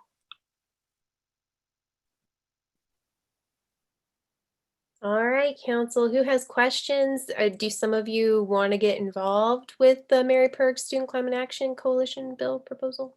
Sorry for pulling it mid-talk. It's my multitasking. Hi, this is David McCreary from Salisbury University. I know you all, like you said, you've gotten started since March, and I know you sent out a lot of correspondence, emails, and things like that. We at Salisbury University, we had a leadership transition change, and I wasn't sure if the previous president had signed on or had got in contact with you guys. So if you guys are still working on it or still need sign-ons, I would definitely want to take a look at it and help you guys out. I did look at it when you guys sent it, but like I said, I wasn't in the role that I am now. So if we could get in contact, or if you have it now, if you have a list of the schools that signed on now, that would be good to know. It's definitely something our sustainability director has talked about in terms of carbon neutrality. So I would definitely be interested in signing on if we haven't already. Yeah, that would be awesome. I believe the SGA at Salisbury has already given us a letter of support, which we're really thankful for. But we are also doing like individual sign-ons. And if you represent any other groups, that would be super helpful. So I can send all that information to Annie after this meeting and she can pass it on, I'm sure. Awesome. Thank you I so really much. appreciate that. Thank you.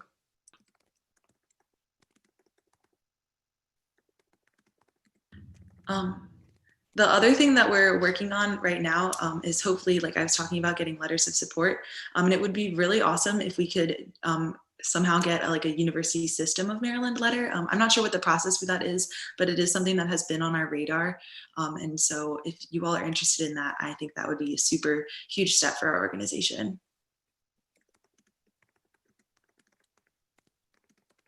You have the shout out from UMGC too. I don't know if you already have a letter from them, but Ashley from UMGC says they would like to get involved. So Global Campus. That's awesome. If you could probably, that would be cool if you could put your email in the chat and I will make sure to get in touch with you. Hi, this is Ashley. I have a question. I know you guys are focused on the 4-year, so you guys are focused on the campuses primarily, like what the campuses are doing, or are you guys going to be doing like advocacy for like almost like support for other Maryland things going on? Like, because I know there's like other initiatives, like especially in Baltimore City, that would have an impact on some of the universities that are like down the waterways from Baltimore City. So I don't know if that would be within the scope of work or if that would be like a future goal. So our coalition primarily right now is focused on this bill, but that's not like a hard stop. We're not doing anything else. For example, there's a pipeline project that's happening on the Eastern Shore that connects to UMES and also ECI, which is like Eastern Corrections Institute, I think. And we're working on advocacy for that in conjunction with CCAN, which is the Chesapeake Climate Action Network. So if you have ways for us to get involved in the city, we definitely would love to hear more about that. So I would love to get in touch with you and talk more about that, because our coalition is happy to do anything that sort of is at the intersection of higher education and climate action in the state. Awesome. Thank you. Absolutely.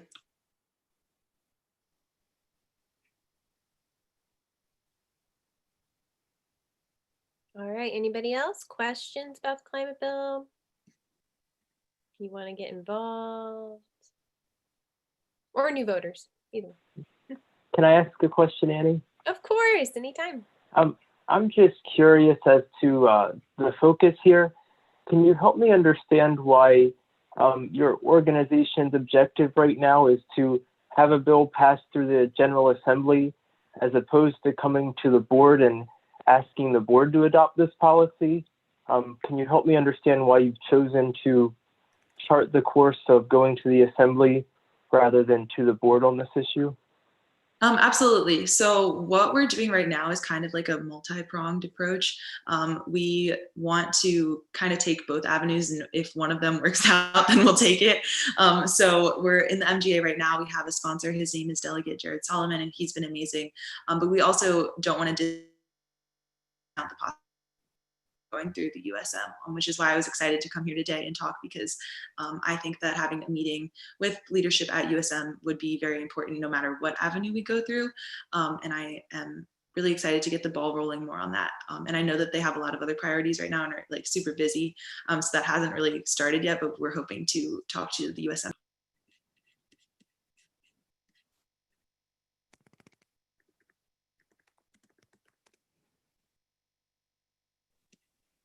Nate, was that in any way an invitation for them to talk to you for? I'd say I put my information in the chat earlier. I know I'm always interested in having a conversation. I just, from my perspective, and I understand we're coming at this from different perspectives, I just would have concerns about if I think there are two very different avenues, and it's very important that efforts are coordinated so it doesn't come across as looking like something that your organization is trying to get the General Assembly to, pass this without the USM on board. And obviously, I think whenever there can be coordination, that's a wonderful thing. And so I just was curious as to why the approach being taken was chosen for this effort.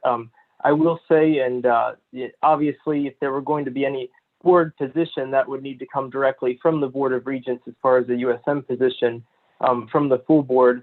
But a few of my concerns, just coming at this from a student perspective, would be if there is this conversation of having carbon credits, it's wonderful if we could get to, being fully sustainable and, and offsetting our carbon footprint completely. That's a wonderful objective.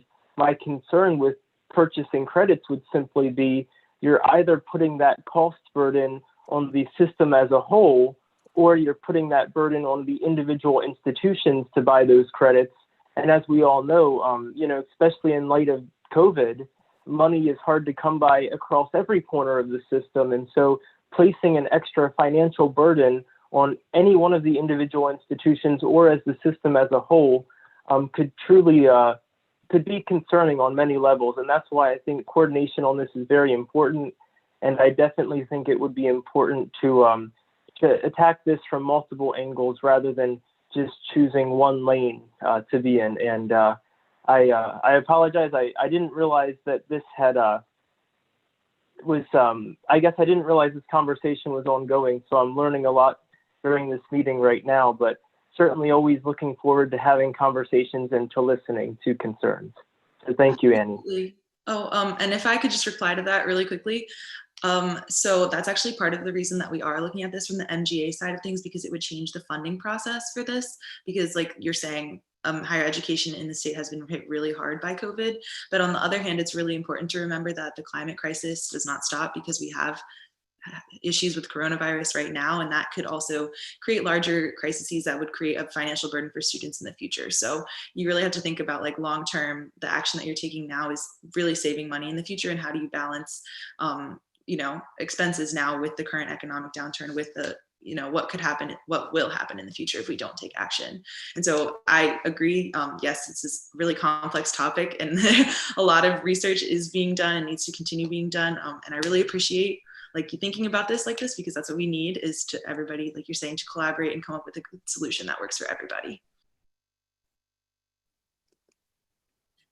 Oh, and if I could just chime in really quickly, like I think that just like feedback, I think you guys are right on time as far as like timing with the General Assembly too, because there are things outside of university forces that are looking to introduce things that help with environmental impact this General Assembly. And now like the fall is typically when they like the General Assembly like reviews everything. So yeah, timing wise and with the climate change and everything, I think you guys are like right on time.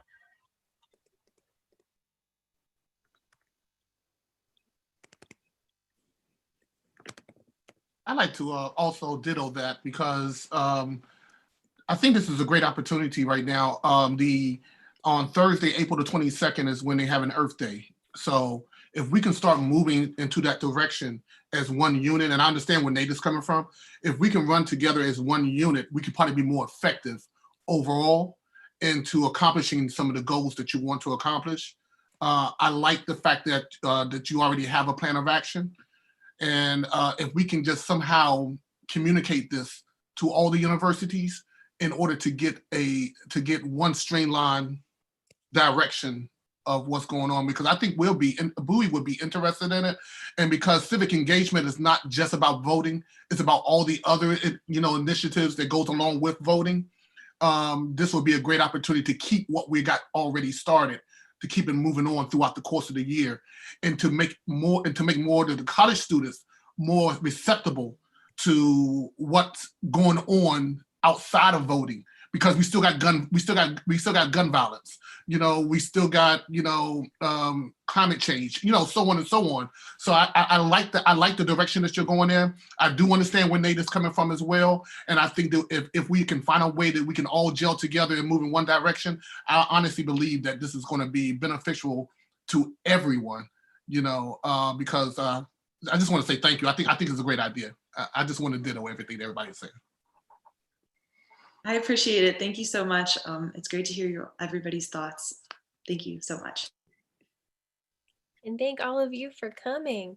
You don't have to, I don't know what your all's schedules are, but I was going to offer to everyone in the room a break if you need one. If you still have questions for our guests, I think they'd be okay hanging out a couple more minutes if you have a question. So if you don't need a break and you want to ask a question, feel free. If you need a break, take a break.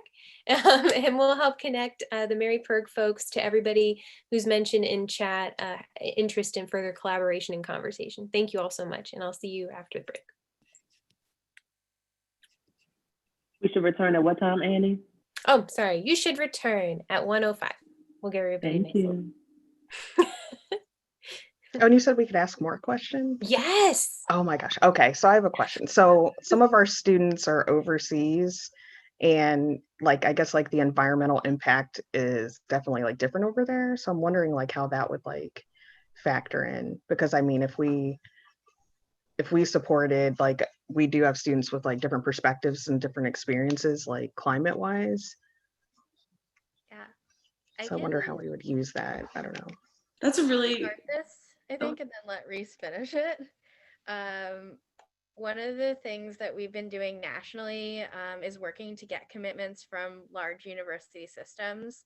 And our first system that committed was actually the University of California, which also, I'm sure, as you know, has a large contingent of students who are international students who are here, students who are international students who are still living abroad elsewhere. And just like a really quite diverse student body, not to mention just the state of California and where it's situated in general. So I would imagine that it would kind of behave similarly, where students would feel invested because climate change is not just like a Maryland issue. Climate change is like a global issue, if not an intergalactic issue, really. Um, So I think that would be my perspective on that. I would be curious, Reese, if you have other things to add there.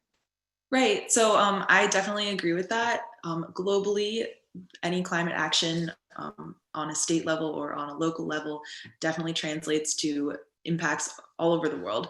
And part of our bill is hoping to keep things more local with the in-state offset requirements. But at the end of the day, whether your offsets are in-state or out of state, they're still having the same impact on like the net carbon produced. And so while it's really great to have in-state offsets because of all of the other co-benefits that come along with it, that doesn't mean that they're not impacting people who aren't in the state, which I think is kind of like a cool strength of this bill, is that you get that local and also the global impact. Yeah, that's good to hear that it's going to be like on a national level. If you guys are like coordinating, yes, awesome.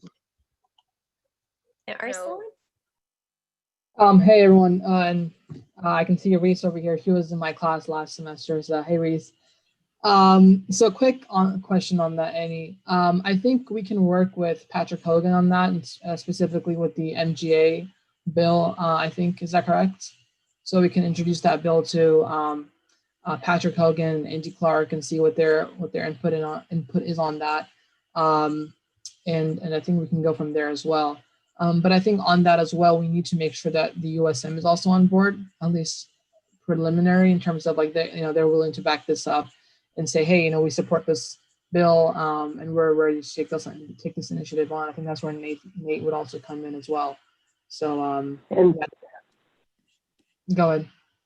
Arsalan, to that point, as I was saying before, that's why coordination is so important, because in order for that, even the potential of a yes or no or any input from a board or from a USM standpoint, that would need to be a full board decision, and that's why that conversation and that coordination would really be vitally important. And I will just say, from the financial aspect that we were discussing briefly earlier, you're right that climate change is a threat to us all, and it is something we need to be proactive with. I just know addressing the immediate concerns of students that we are feeling the current impact of, financially speaking, in this COVID era where we are struggling to make ends meet across the state. I will say that our base funding for the USM got cut by $130 million, and that's something that that'll be a struggle where money's going to be in short supply for the next couple years. And in addition to that, in light of everything going on, many more millions of dollars, hundreds of millions of dollars in estimated shortfalls from a USM budgetary standpoint. And you can look at a lot of these numbers online on our USM website. My concern is just placing any financial burden on the individual institutions or on the system as a whole this year or next year would just be very, very challenging, because that could we risk extrapolating or making worse a situation that's already very hard for students across the system. And to William's point, you know, our foremost job is to serve our students and to make education accessible to as many as we possibly can. And obviously, you know, cost is a major factor of that. So I agree that, you know, the cause is noble and it's absolutely important. My concern would just be with regard to mandates, because when you're mandating spending, that's always a difficult challenge that we need to figure out where that money's going to come from. And I don't want to speak too much on this because I'm not in a position where I could. That is just my off the bat perspective hearing this conversation today for the first time really in detail. But I think that's why we need to continue this dialogue, and it is a great dialogue to have. I'd be interested in seeing the proposed bill if you could share that with us, Reese. And I will also say that anything to incentivize sustainability would really be, I think, a very proactive way to approach the issue of climate change on our campuses and sustainability efforts. You know, I always think as much as we can incentivize good behavior, that may be better than penalizing, you know, other routes through mandating the purchase of certain credits. So I think it's important to explore all options, and I would really love to look over that bill to just ensure that we're serving all students, and that's always our foremost agenda item. And so thank you once again, and look forward to having a continued conversation. And I do hope that your organization is able to reach out to other stakeholders in this process, because that is vitally important. And I'll just say quickly that I think Arsalan's thinking to share this with Patrick Hogan is right on. Like you're already understanding how these pieces all fit together. So, you know, even if the initial conversation is, you know, we got this presentation at the board meeting, you can loop Nate into that email. He's already hands-on with Patrick on some other stuff. And if you and Yvonne share that information with Patrick, that the conversations are happening at the USMSC level, then he can begin to understand it better and see where the system would go with it. Thank you, Zakia. And to that point, Arsalan, if you could CC me on your communications with Patrick, I'd greatly appreciate that. I'm having other communications with Patrick about other issues, so just to make sure we're all on the same page, I'd appreciate that. Yes, I will make sure to do that, Nate, and you and Ilya as well. Great, thank you. Yes, Ilya as well. And Joe, I feel like you might have mentioned this at our last meeting. Did you have anything you wanted to add? I'm not sure exactly what I might add that would be helpful.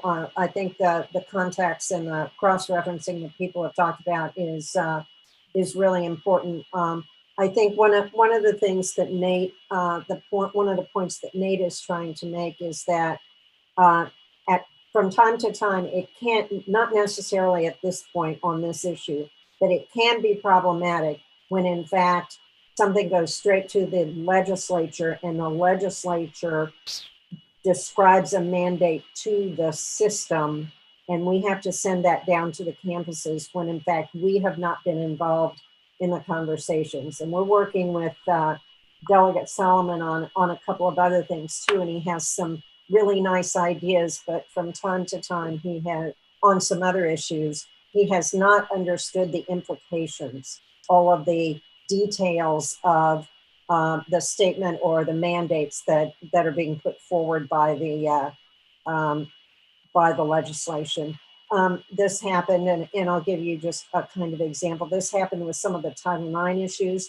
It is true that people should be trained, and we should have staff and faculty development around Title IX training.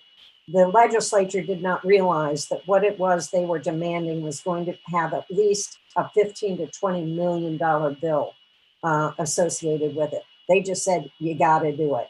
And it was a great idea, but the implications were profound. And so that's one of the things that I think Nate is making the comment to.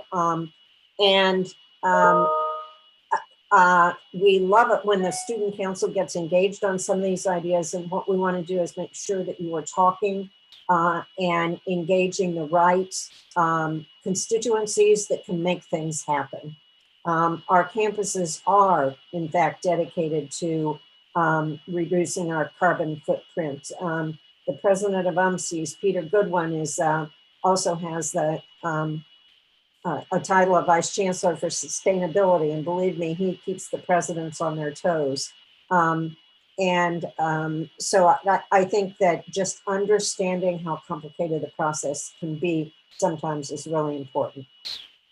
Absolutely, and I really appreciate that. I want to make it very clear that we're not trying to come in and make the University System of Maryland do something without a collaboration between our student activist groups and the MGA, if that is the route that this goes down, and the university system. I think that, like we're saying here, it's really important that we all talk about this and come up with a solution that does work for everybody. And I know that my group on the whole is very excited to begin that process of sitting down and talking about these things. And we're not here to say this is what we want you to do, period. And I think that that's something that we have not started doing as much yet, because it's been a little bit challenging with all of classes and stuff to have a time to come in and talk to everybody. And so we're very excited to continue that and have this conversation, because we are very passionate about what we do, and I think it's very important to take action, but we want to make sure that that action is, within the bounds of, well, not necessarily that was bad wording, but it makes sense for the current moment, I guess is where I'll leave that. Exactly. You got it. Hi, this is Ashley again. And I'm wondering, with all this going on, if there's an opportunity to explore whether or not there's federal funding already available to universities that are attacking climate change, so that would kind of solve both problems, so that it's not, it would address what Nate's concern is, but also allow this whole process to continue as it should. Yeah, I can pick that one up and just say that there have been in the past really good federal funding programs towards universities. Right now, they are a little bit slim pickings, but we'll see what happens in the future with this incoming new session of Congress and potential change in national leadership that could happen.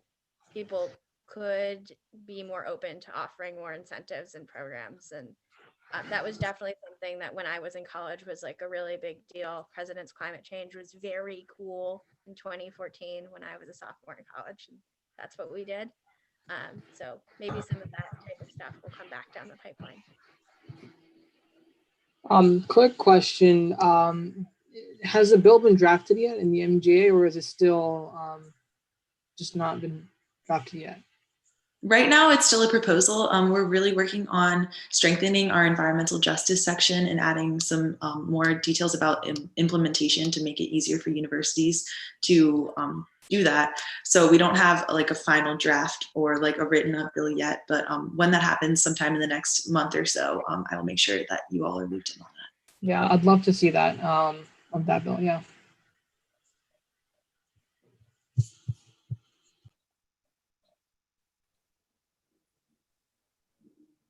I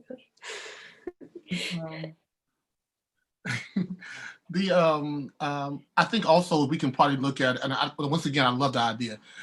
Once again, I think we can probably look at if there are any national organizations that we can partner up with in order to get the word out.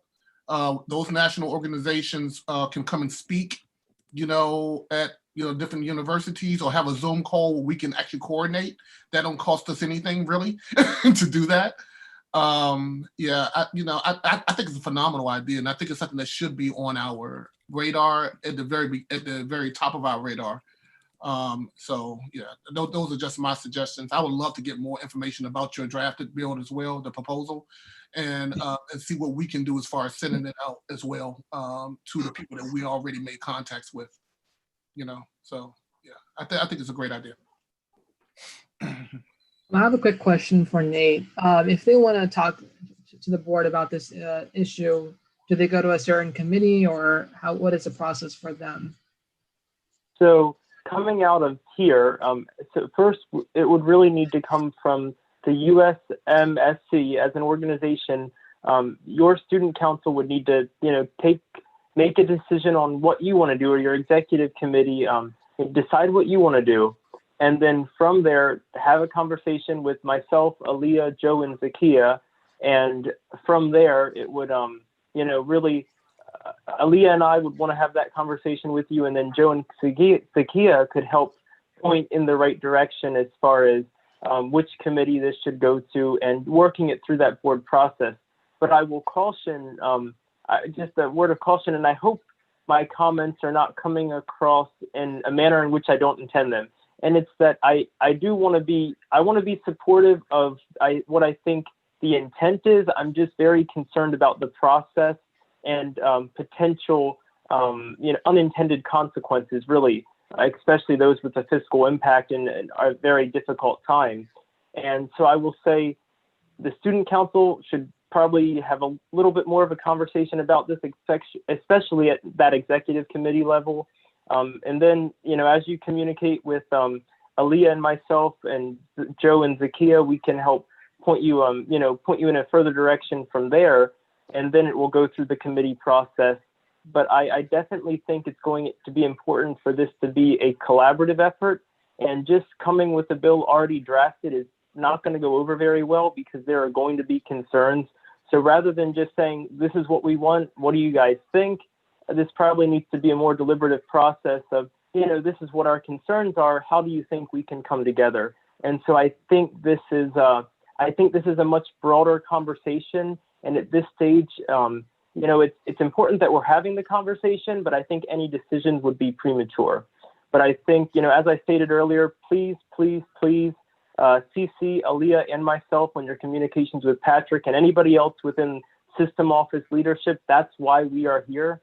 But as an executive committee on a student council level, I think that is the first step for you. Our salon would be, for a student council, determining what your position is and how you got there, and then, looping in Zakia, Joe, Aaliyah, and myself, and how we can move forward. But my word of caution is just going to be that rather than having something drafted and saying, here's what we want and here's the language, this needs to be collaborative. And so I think this needs to be an ongoing discussion.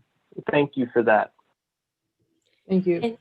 And thank you all so much for coming and sharing with us. And we will make sure to continue in all these ways that have been discussed.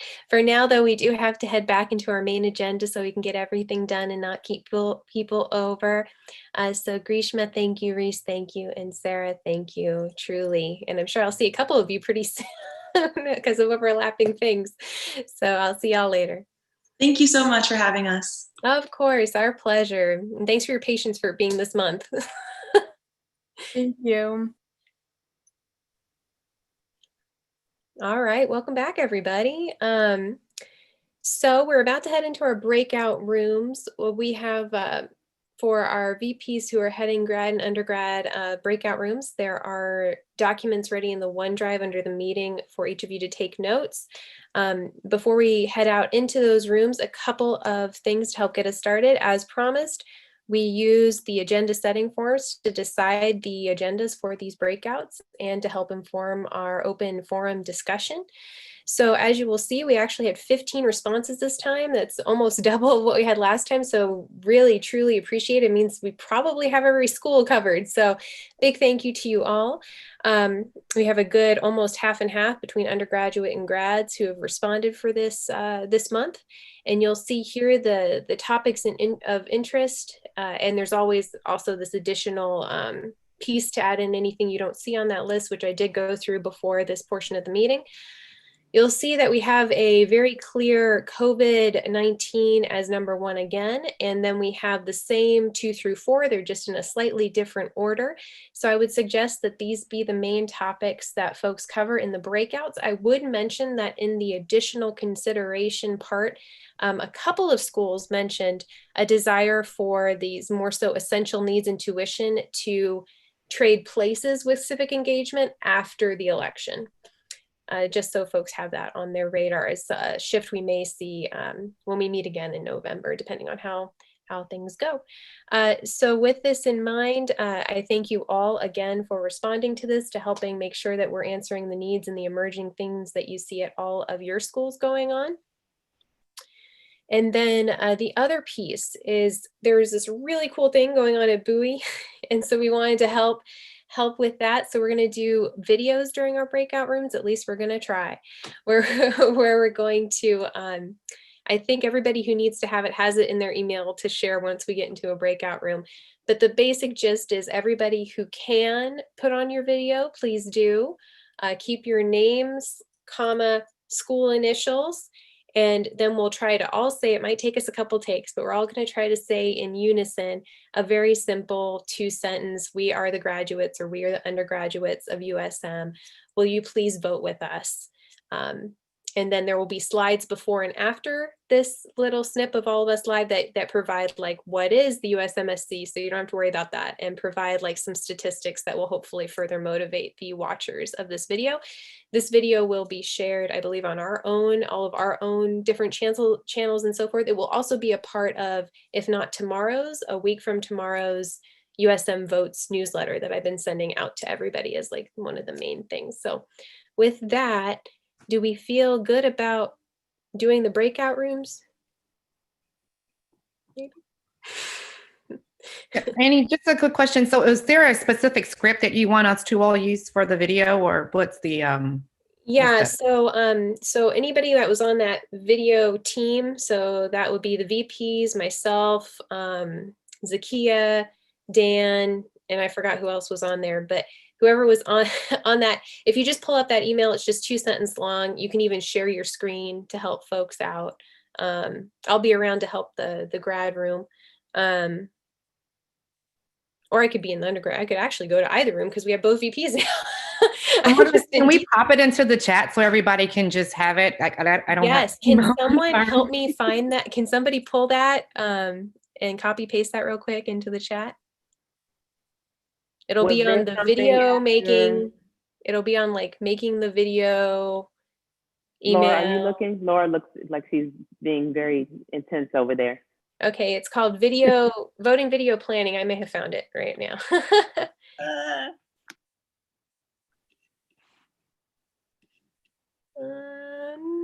Oh yeah. Oh look, it's good I brought up this email. Yes, it will go out on October 22nd's USM Vote newsletter.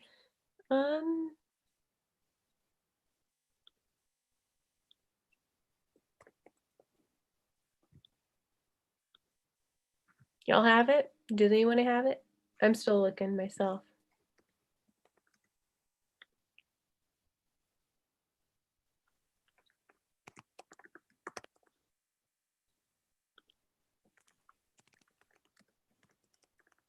Okay, I got it.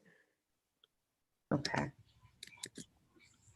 All right. So, and I have, it's tough because I get all these private messages. One sec, shifting back to everyone.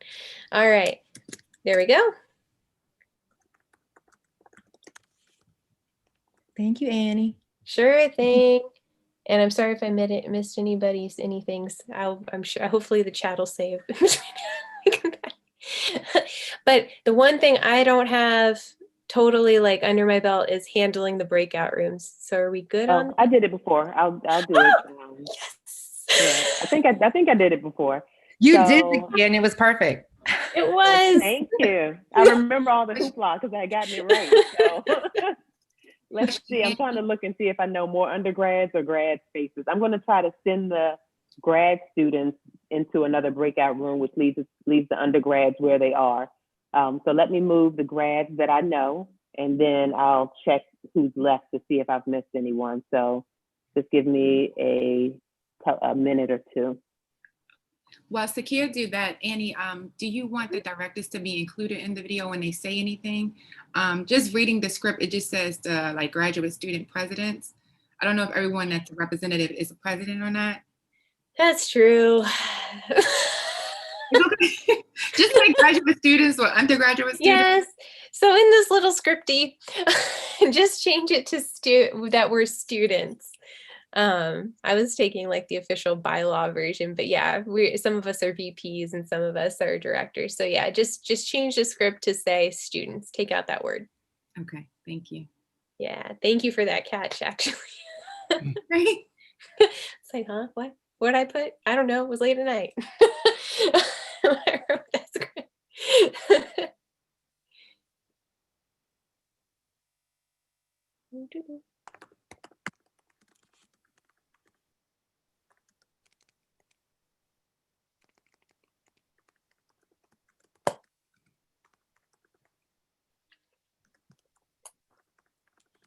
Okay, I'm about to hit go on at least the first group of students that I know are graduate students. And if you're left behind, give me a second and I'll move you in a minute. So.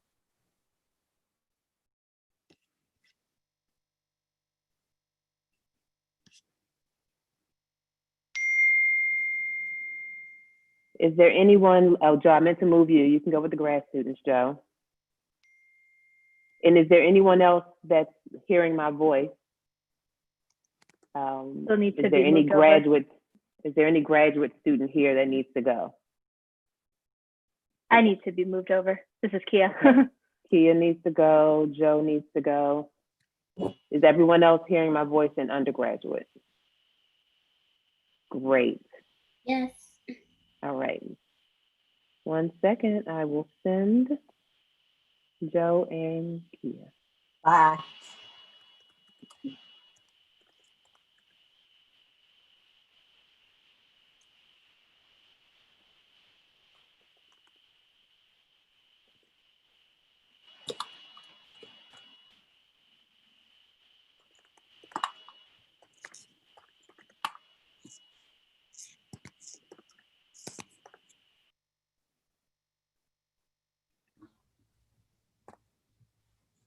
All right, Bernetta, I think you're good. All right, awesome. So I'm thinking, so I guess if there's anyone on, if you all have like a an image that you could put on to where your names are showing. And I guess we can, are we doing maybe 15 minutes for the breakout? It's either 15 or 30 minutes. But if you can take a moment, we'll talk about the topics first. And then at some point we want to do a quick recording of,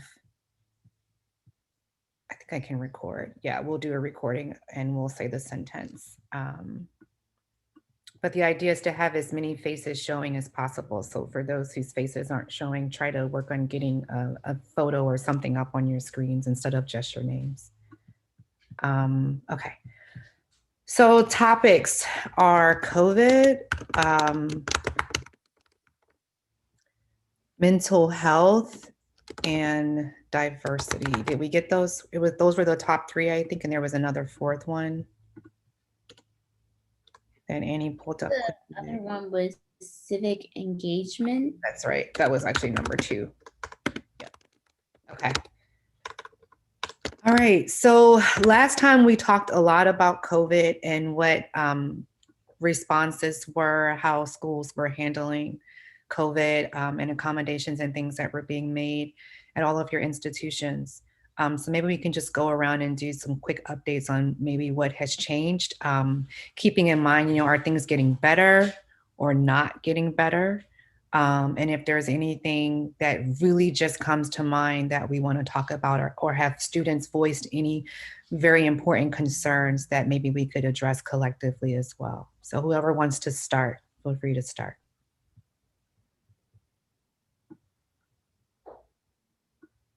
Well, at my campus at Bowie State, right now, our president, Dr. Burrows, she's started to have us use badges. So we have to do a COVID survey every day. And depending on the answers from your survey, you get a certain color badge to get scanned to go onto campus. So if you have green or yellow, that means that you are negative, so you can go onto campus. If you have red, you have no access. And she just sent out an email, I think this week, well, today or last week, saying we only have 39 cases. So we are under 2% positive so far. So yeah. Question about And the badges. about it. So are students walking around with a color badge, or like if you get the red one, do you just stay inside? So the badge is on our phone. Well, at least for me, it's on my phone because you do it online and you just show them the badge. Okay, I just want to make sure it's confidential, right? So that you don't have to walk around with this red badge and no one, because that would violate privacy, right? So that's the first thing that came Not to a scarlet letter. No scarlet letter. Yeah. Yeah. So no one like shows the badge unless you're going onto the gate because there's only one way in and one way out of campus right now. So the only time you have to show the badge is when you're coming on and you get to the gate, and they'll say, "Let me see your badge," and then they'll have you fill out a survey, take your temperature, and then let you on. So yeah. Interesting. Okay. I can go ahead and hop in next. So we've been doing the badge system, like Paige was saying at Bowie. We've been doing that since the beginning up at Frostburg. It's a daily survey that you do. I think it asks you 3 questions, and there are you feeling any of these symptoms? Have you been in contact with anyone who has? And do you plan on going to campus today? Or I think are the 3 questions.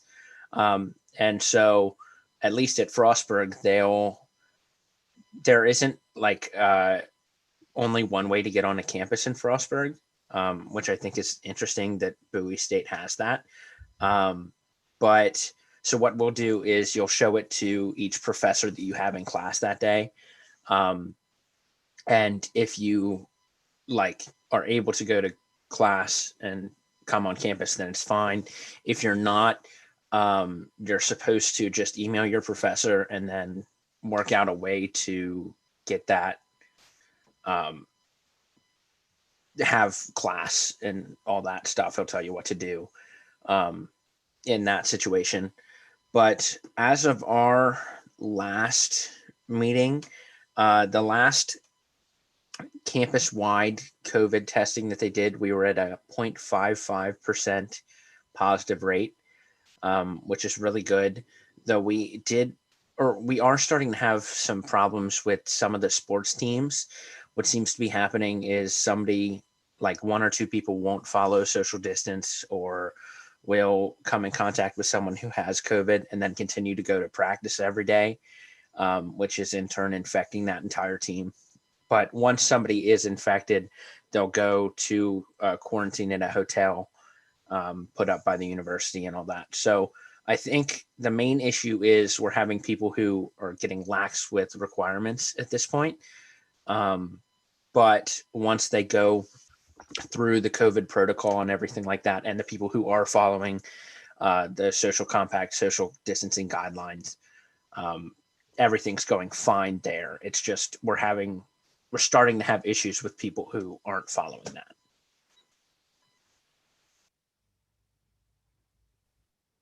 And Thomas, let me just say too, I heard that kind of a report nationally. They're calling it COVID fatigue. Everybody's tired of following directions and tired of being limited and tired of wearing masks. So I'm glad you all are observing the issue, and I'm sure your peers, your council, and others on campus are trying to keep folks vigilant. But it's a national phenomenon that at least some of the experts I've heard are saying will lead to more problems and not taking a turn for the better in the next month or 2. So it's happening everywhere. Mm-hmm. Quick question. I think this is for everyone. So in-person classes you do have an online alternative, right? So if you tested positive, there is a way for you to join class online, correct? Correct. And I guess just going back to the earlier concern, I guess you if you test positive, do you report that during the survey, or is there a separate process for that? And the survey is just a cautionary measure. So at least what we're doing at Frostburg is whenever you get tested through the university, your results will automatically be uploaded into that system. If you get an outside test, there is an option for you to post your results to that system. But the daily check-in is just a way to create a baseline for your normal behavior. And so then if anything changes from that, it should be able to tell you, hey, just to be safe, we're not going to have you go to campus today. And if it is like, if you do test positive, I believe that you still have to do the check-in, but it will show this person is tested positive. They won't be allowed for at least 2 weeks, maybe more, depending on their responses. Do you know who has Yeah, access it's to that information? Is it a select group of faculty, or who's monitoring the survey responses? As far as I know, it's just a select group of faculty who's doing it, and they've been put in charge of just watching over it.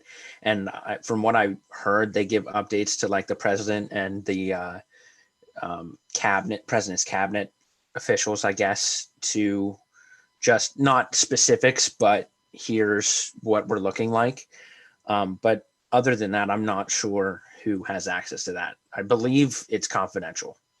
Yeah, that might be a question for Zaki or someone at USM just to see. Yeah, I'm not concerned about those confidentiality issues.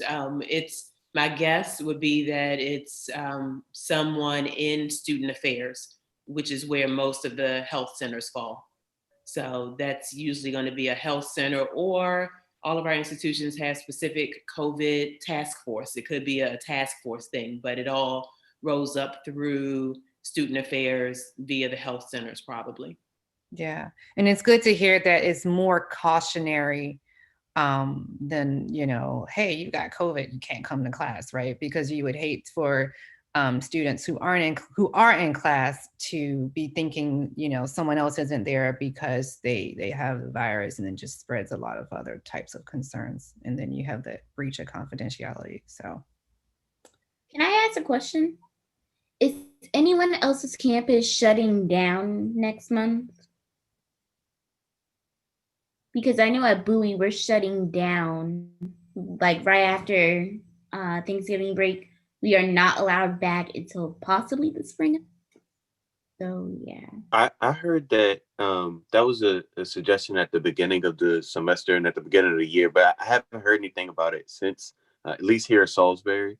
So if they have made the decision, they haven't told me yet. So, but I did hear that at the beginning of the year, as a precautionary thing, people are going to be going back home and back into different communities. So they were thinking about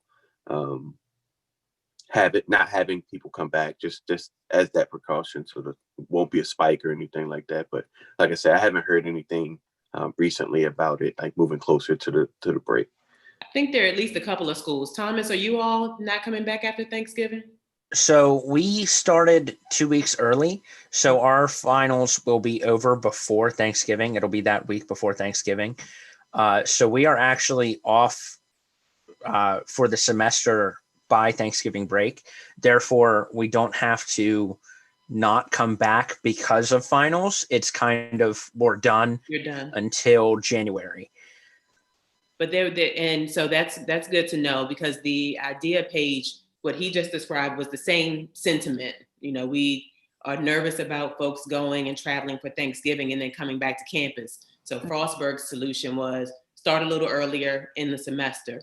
There was at least, and I don't have my chart in front of me, 1 or 2 other schools though that said we're going to start at our regular time, and after Thanksgiving everybody goes virtual, which addresses something else you're saying. I think Rashad's trying to speak. Go ahead. You guys hear me? Now I can. Okay, perfect. Yeah, UMBC is making a fully transition from virtual, from some of the classes that we have in person to fully online after Thanksgiving, and all the residential students are going back. For College Park, we're basically not doing anything, which is unfortunate. We are basically just telling students, if you leave, you're gonna have to come back, and they're just saying sequester, essentially telling them. So rather than you have to quarantine, they're just saying try not to leave your apartment. There will be no enforcement with that. We've seen no enforcement with basically any of the other things we've told students in regard to, self-isolation, except for the actual the quarantine and isolation housing that the university runs. So we're actually pretty nervous about that in regard to what that's going to look like when students do come back. The other issue we're running into now is I believe our dining halls are going to be closed. So we're telling students you shouldn't leave, but if you stay, which we would like you to stay, the dining halls won't be open. And so we're starting to look into that now. I am curious though, beyond Thanksgiving, how many of you all were included in any discussions about spring semester yet? We started talking about it on my campus, but they're still trying to decide apparently. So we don't know if we're gonna come back or if we're just gonna stay shut down yet. So But I saw at least 3 schools' hands pop up as far. Olivier, what did you want to say, honey? Also, I'm Olivier. I'm replacing DeGain for today. I'm the chief of staff in SGA. So I'm luckily on the COVID task force. I'm the SGA member. And so at Towson, we're opening the exact same way we were supposed to open in the fall. I don't know what, like, we closed 2 weeks early for the fall. And then when I was in this meeting, they're like, oh, we're just going to try again in the spring with slight differences. So I don't know what went through the Towson administration's mind. Maybe they just saw other USM schools do it. And so they're just like, you know what, we're just going to try again. So that's what the spring is going to look like. We just got the email earlier this week. They're just like, we're just going to open again in the spring in the exact same way we are in the fall, which is causing a lot of uncertainty with a lot of students. They just, a lot of students came on campus and then had to leave 2 weeks earlier or 2 weeks later. That's me. And so Towson asking us to come back is it's a bit worrying for a lot of students, and I don't think many students will come back, but that is what Towson's planning to do. Frostburg's sort of doing the same thing. So as of right now, they haven't officially sent out an email or anything that says, here's what's going to happen. But what we've done is we've released our calendar for the spring semester. And so what it has at the moment is us coming back the same time as normal. So instead of coming back 2 weeks early, we're coming back, I believe off the top of my head, I think it's the 25th of January. And we're operating classes the same way as we are now. So majority of them are blended, with some being strictly online. But the big concern is that we've said that we're not having a spring break, but there isn't a fully set in stone alternative to spring break. We don't know if we're just skipping that week that we would have off, or if we are having a mental health break where people are required to stay on campus, but there will be activities for them to do. That's kind of still in discussion at this point. But we know that we're operating the same way that we have been, which so far is working out. So Spring break was also a big topic that we discussed, just because we were hoping that one of the conversation that was being had was that we don't have spring break at UMBC, and then we can end a year earlier. But then there was some discussion points regarding faculty and staff needing that time off to plan for like finals and any other things that are included in their syllabi. One question that I had, and I'm wondering how other schools are going about this, is about compliance of students with the regulations that your institutions has placed regarding COVID. UMBC has a compliance work group that lacks shared governance on it, honestly. And I spoke to the chairs of the compliance group, and they were like, it's not necessarily things that students could help with. But I was just wondering, how are your universities ensuring that students are staying compliant with everything that they do? And to give you guys a little bit of context, there's about 20 or so non-compliant, there was named 20 or so non-compliant students at UMBC that didn't fill out our daily symptom trackers, and they didn't do everything that they needed to do in terms of COVID. And the punishments that were actually put on them, I thought that they were kind of harsh. So I was just wondering how other universities are going about this. At Salt, I'm sorry, go ahead.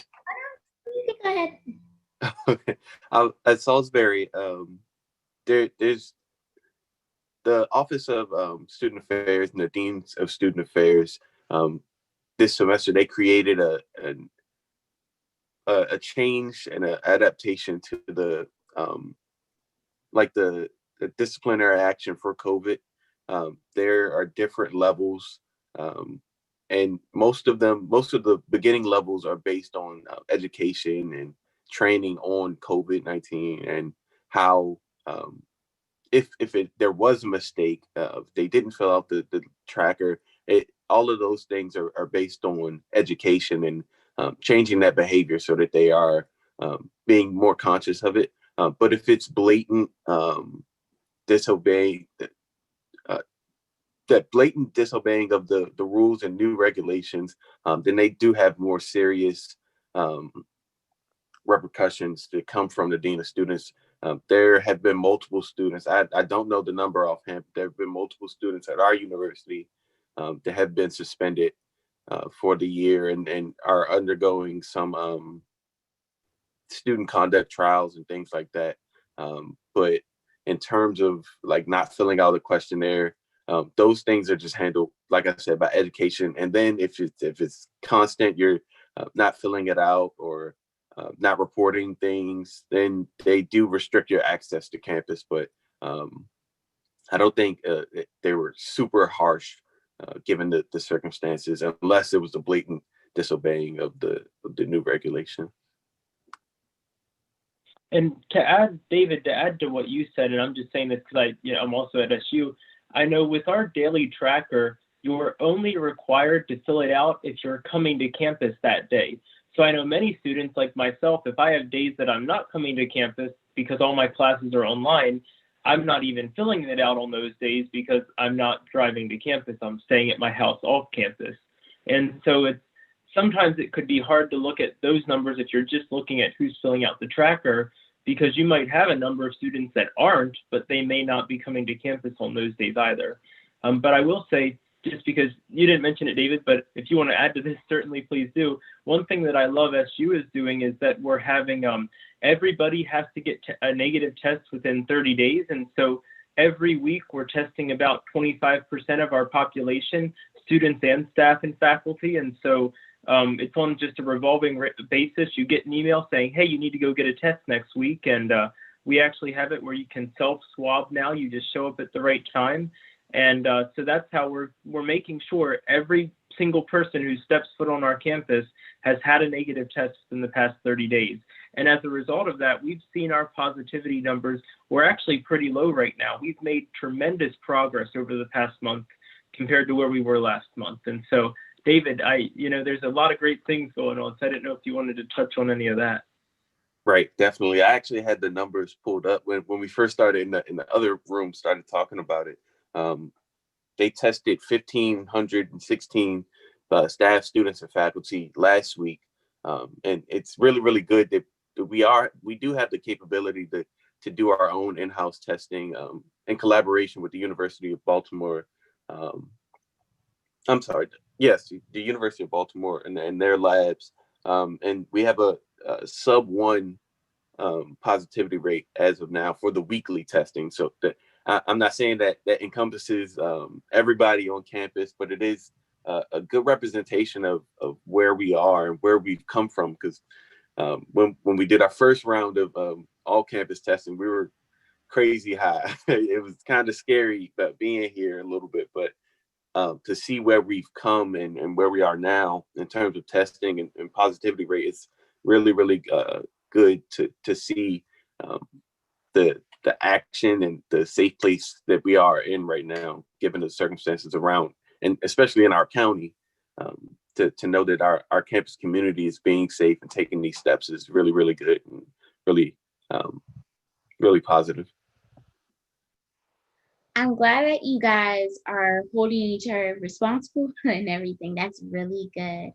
But I'm trying to think, how can we have other campuses do that? Because right now at my campus, as far as I know, because I'm on campus like once a week for a class, they aren't holding students accountable for not doing their reports, their daily questionnaires.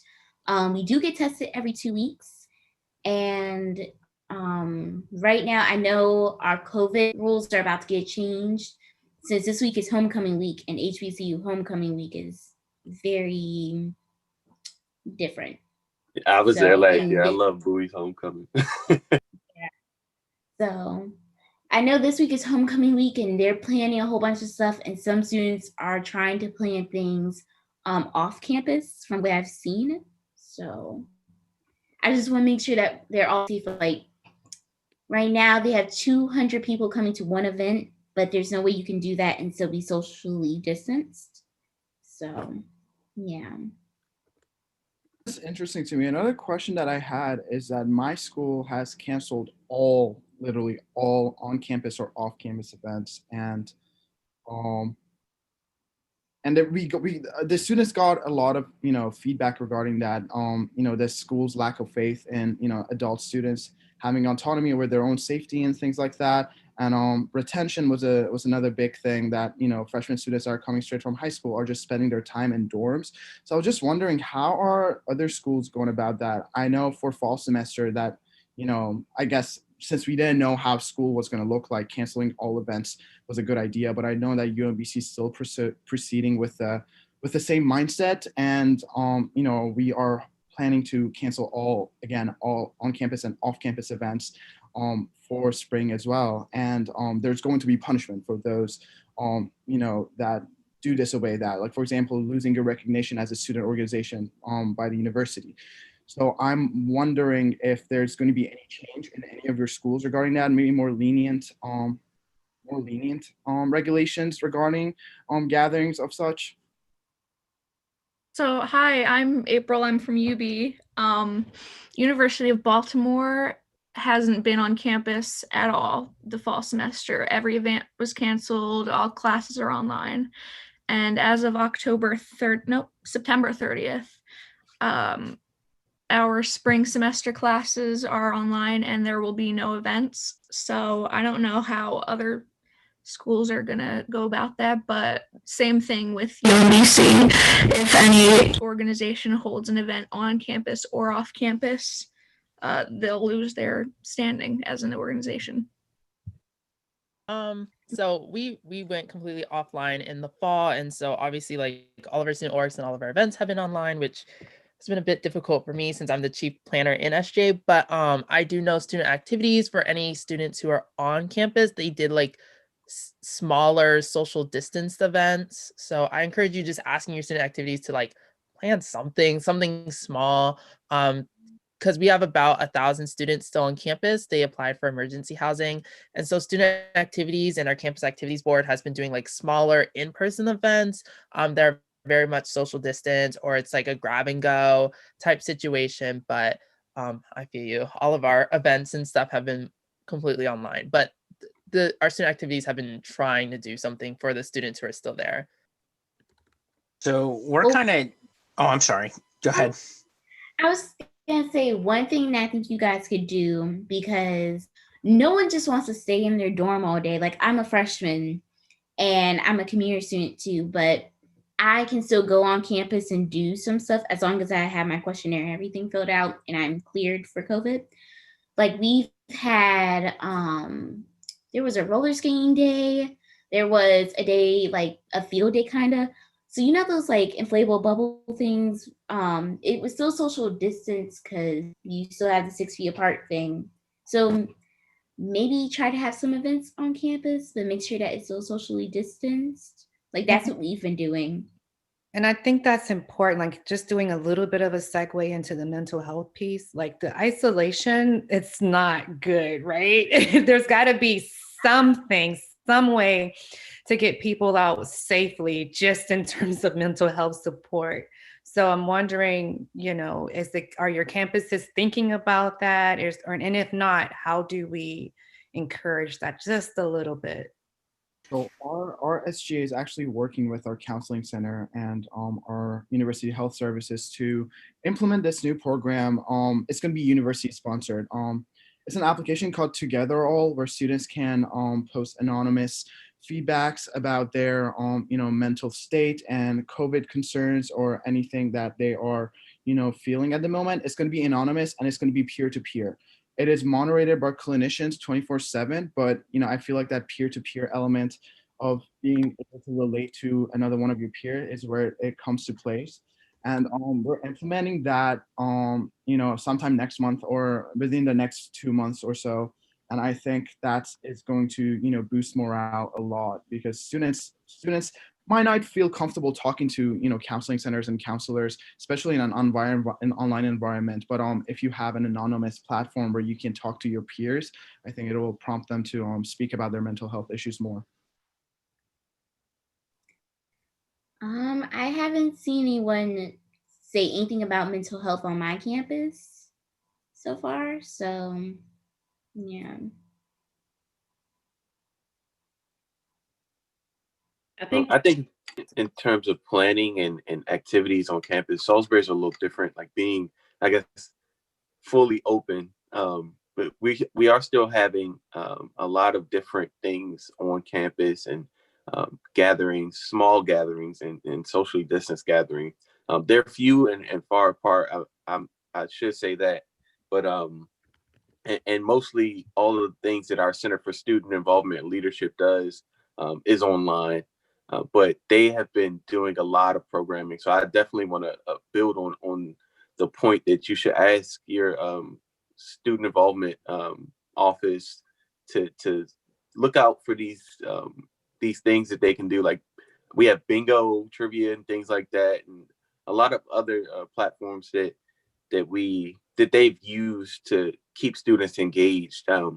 Our student organizations are also still allowed to hold events on campus.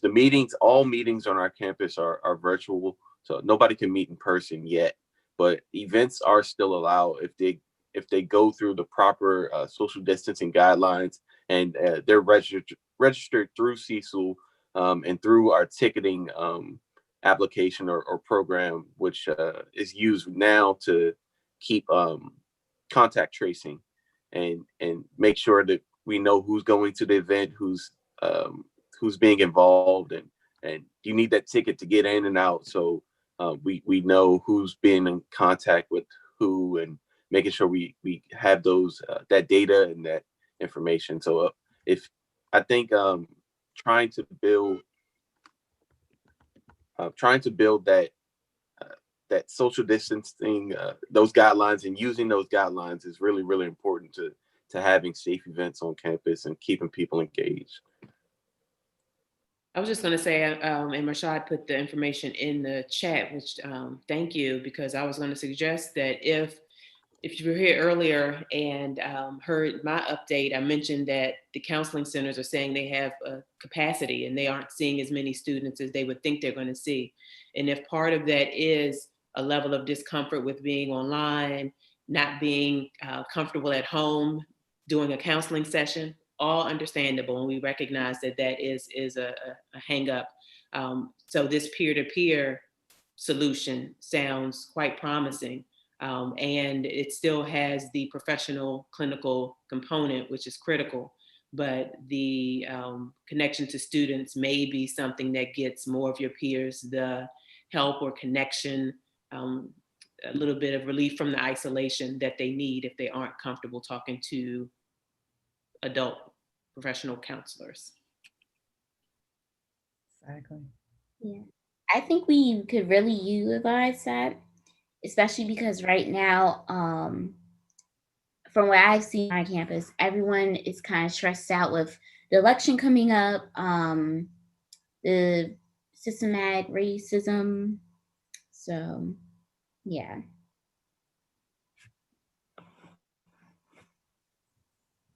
Sorry, I'm speaking my hat off today. I just wanted to gauge the the academic health of your students. I know for fall semester, was it? No, spring semester last week, March forward, our students actually did better, but I think that was because professors were being way more lenient because of the nature of pandemic and us not doing what we're doing. But this semester I feel like the professors were a lot more prepared and a lot more harsher and stricter. I don't want to say harsher, more stricter regarding their their expectations of the students. So I was just wondering if you guys have any data regarding the academic health of your students. Are they performing better? Are they performing worse than the previous years? From what I've heard, my campus is kind of in between because some students, like myself, I need hands-on, but I can still learn visually. So some of them have been saying online learning is just harder for them. Plus, they need to meet with their professors, but it's kind of hard and everything, especially with technical issues. So, yeah. What we've been hearing on our side at Towson is a lot of students are like, they're not failing, they're doing pretty well, but like they're saying they're not learning. So it's like they're kind of just going through the steps to get the A. And obviously a lot of college students do that even without COVID, but like it's like completely different in this sense. Like they're just kind of just doing it to pass because a lot of them are like working, they have a second job. I've seen students in my classes like be at work and in class. And so kind of the beat at Towson is just like we're just trying to pass the semester. So like a lot of students have admitted like they like if you ask them like what had they learned this semester, they can literally tell you nothing because they're just kind of going through the motions of just trying to pass. So I don't know if online learning is conducive for learning for them, but they're passing. So at Frostburg, we've had a lot of the same things that Olivier just said. I think that that's a big thing that happens is a lot of students will be like, oh, we're going for the A, but am I retaining information? Not really. But we also had an email that came out from the interim provost, because we're looking for a provost at the moment. But we got an email that came out from the interim provost that said we were having a big issue with academic dishonesty this semester. So it turns out that a lot of students are doing well, but there's also more students on average that are deciding, oh, well, I'm online, so it doesn't matter if I look at the notes during an exam or if I use this Quizlet that somebody made that has all the answers on it. So it seems that while students are performing well, there's also a handful of students more than normal who have decided that now's the perfect time to cheat and hopefully they won't get caught. But we are beginning to crack down on it. But other than that original email, I think I've heard anything other than it's a problem we're having, we're working on it. Thomas, I think that's a very important point, and it's been something that I've heard other things from other individuals as well, and actually, I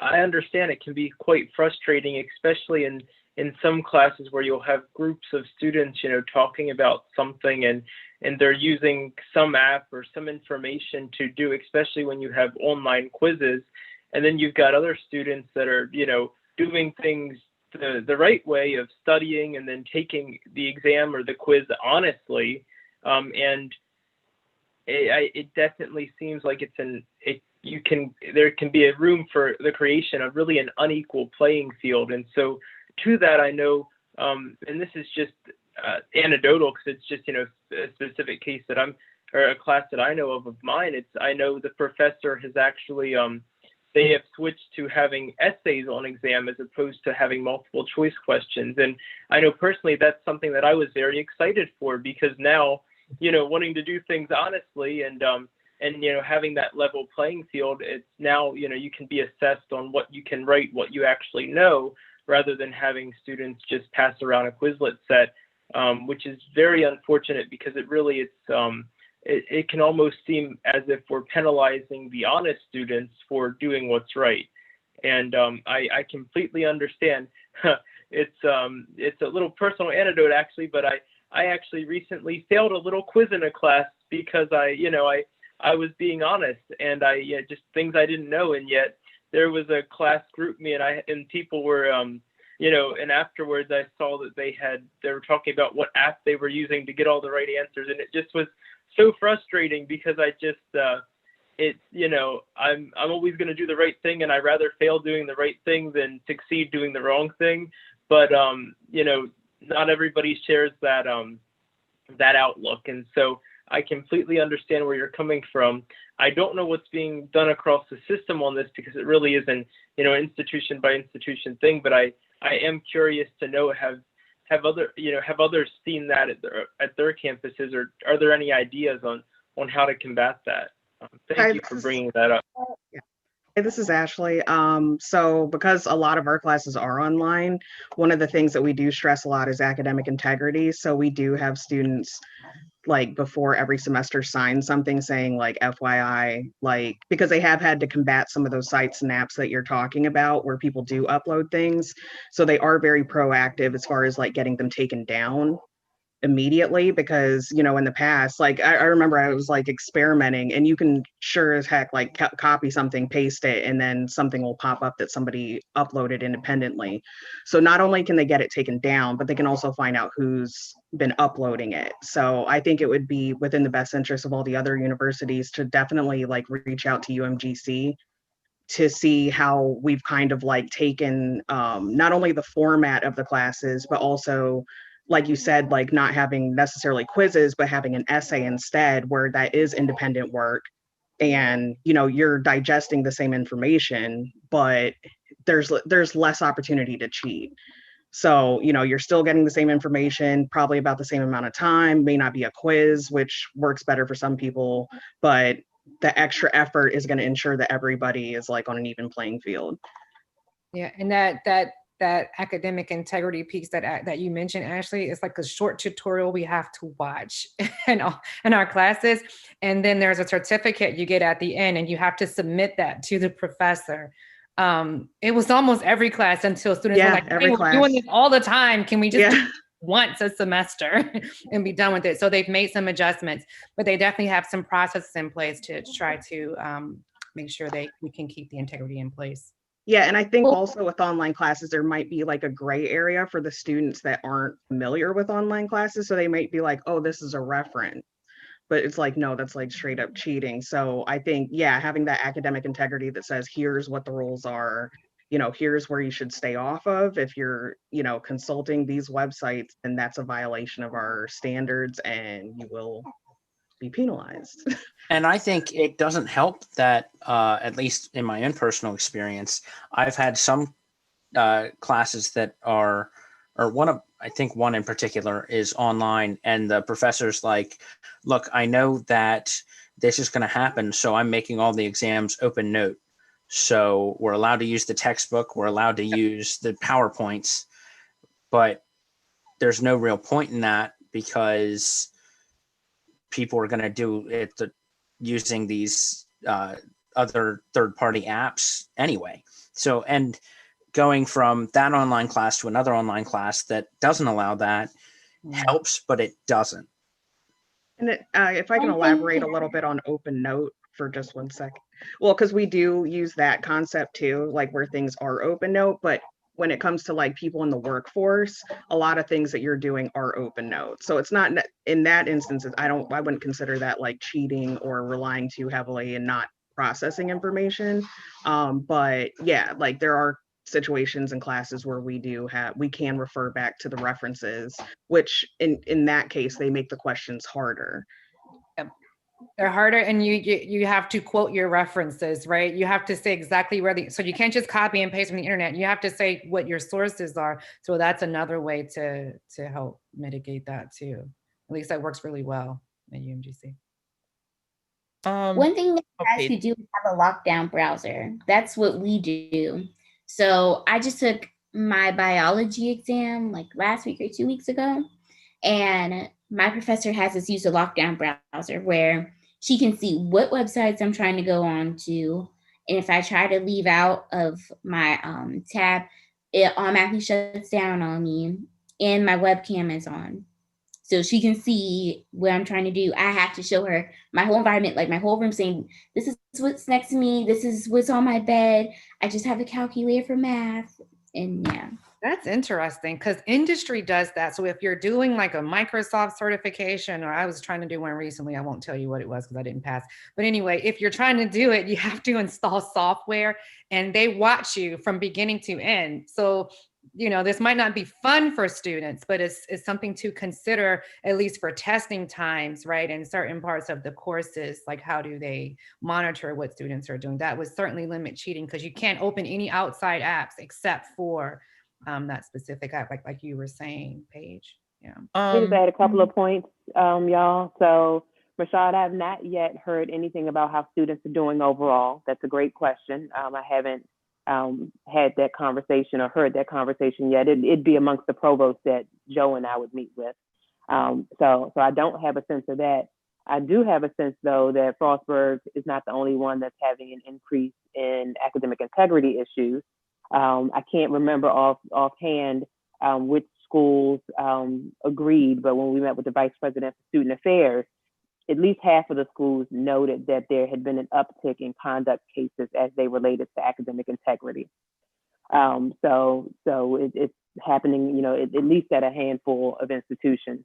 At the system level, we have the Kerwin Center for Academic Innovation, and their goal has always been but it ramped up significantly in the spring, helping professors design courses, just as people were saying, such that the courses and the assessments were as uncheatable as possible. And some professors need more help with that than others. Some are able to make it happen with, environmental scans like Paige was noting, but in a lot of ways, it's how are you designing your assessments? And you all talked about that, multiple choice. Yeah, it's probably, you can probably get over on that, but there's some ways and some methods that folks can use to help decrease the opportunities students have to cheat. And we do, the Kerwin Center works with teaching and learning centers or faculty development centers on the different campuses to help trickle down, so to speak, the practices that may help. We send them from the system and down, or the institutions cross share, and then hopefully that gets to the faculty. But the system can't, just kind of how we talked earlier about, not really being able to mandate that the faculty do X, Y, and Z. This is another one where the system can't mandate things, but there is an academic integrity policy. The CUSIF representative, Dr. Brunn, who was here earlier, talked about the policy that they're trying to get some amendments to, because they think the one that exists isn't strong enough. That's great. That's what the councils are there for. So there's a lot of conversation, a lot happening. So when you all as a council get that academic integrity policy amendment, I think that would be a good place for you to really look and see if you think it's strong enough, or if there's some things that you all could recommend. Sorry, really quick. I actually have Towson, well, I don't know if Towson as a whole is having the opposite problem, but that's what we've been hearing in SGA, where a lot of these anti-cheating measures aren't accessible enough. So like I mentioned, we closed 2 weeks early. So what happened was a lot of off-campus students lost their on-campus jobs, and then a lot of on-campus students had to go home, and a lot of their homes were just not economically viable, so they had to go to work. And so these lockdown browsers don't work on all of their technologies, or these professors will say you have to be on camera, but oftentimes they're watching a child or they're doing something else. And so we've been having the opposite problem, where we had a lot of students come to us and tell us their professors are being way too harsh. And I will emphasize that in SJ, we make it very clear that we don't judge students on how they pass class. That's just not what we're interested in, because we fight for the students and not for the staff. So when it comes to academic integrity, we just don't really, I don't say we don't care, but it's just not something we see. That's not our first priority. And so we've been hearing a lot of students talk about how a lot of their professors' anti-cheating measures are not accessible for students who, in our situation, had to be forced back home and back in situations where they couldn't do school, as if Towson announced we were going to be online in the first place, it would be different because they would be able to get their life in order. But since a lot of our students were just kind of pushed back into a reality where school may not have been completely viable for them, we've heard a lot of students say it's been too harsh for them. So it's like, And is there a reason? it becomes counterproductive. Sorry, Ashley. I was just going to I'm ask surprised, if yeah. there's a reason why like the other universities are relying on still having like almost like a classroom model. Because typically when you guys are meeting in person, you are meeting from X time to X time. But in our courses, we probably do about the same amount of work, but we're never online at the same time. So we don't necessarily have to meet with our professor face to face, have webcams on, anything like that. You know, if they want to record a video that is a lecture, they can upload it. But is there a reason why they're still like sticking to that same model versus allowing people to work more independently, which would kind of like resolve some of the issues that you're talking about? I don't know why professors are doing it that way. I just assume that's just what they're used to. And I also Yeah, I was recognize going to say that, it's professor's choice. yeah, and professors were put in the same reality we were. I will say, like, professors also didn't expect to kind of have all their students be thrusted back into an online environment. So I think they're just not used to it as much as the students. So I'm wondering if like So sorry, Ashley, real quick, 'cause Okay. we got like 5 I'll minutes write it. left. I'll write it down. So I want to see if we can do our video real quick. I have this script in here. Let's see, Zakia, do we record this part? Like, do you hit record or do I hit record, or how's that work? I'll do it. I think that's the plan. I'll do it. I don't know how many times we have to say it, but we can do it more than once, and then we'll just cut up the video if we have to. So is it supposed to be like one voice where we all say the same sentence at the same time? I think it's supposed to be at the same time, Bernetta, but I'm not 100% sure. Okay, so I put the 2 sentences in the, oops, sorry, I'm sending it. I've been having private chats the whole time, y'all. Bear with me. Trying to get everybody. It's on to everyone. It's there. Okay, great. So we are the undergraduate student representatives of the USM Student Council. We value our democracy and are asking all the students out there to vote with us. And I don't know if you can think of anything else we would add, but. Oh, that's enough. Two long sentences. And try not to read it so we're not all looking down at the screen, but you know, whatever we got to do, let's just do it. So, awesome. I see so many cameras now. This was great.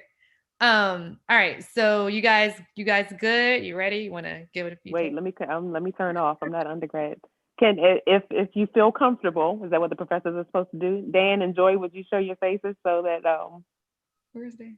that you are all Joy there? can't. But She has a computer that does not have a video screen. So. Joy doesn't. Okay, all right, Joy, Not no sure problem. But my undergrad days were long ago, so I'm gonna put my screen off. Yeah. There's Dan. Yay. This is awesome. Look at that screen. All right, tell me when you're ready for me to hit record. One minute. Let me get some of this other stuff out of my way. Let's hope this works. All right, how about I tell you all when I hit it? Yeah, I'll say 1, 2, 3. On 3, you all go, and we'll do it a couple of times if we need to. Okay. 1, 2, go. We are the the undergraduate students. Sorry. Representatives. That was a good try. All right, let's try again. Wait a minute.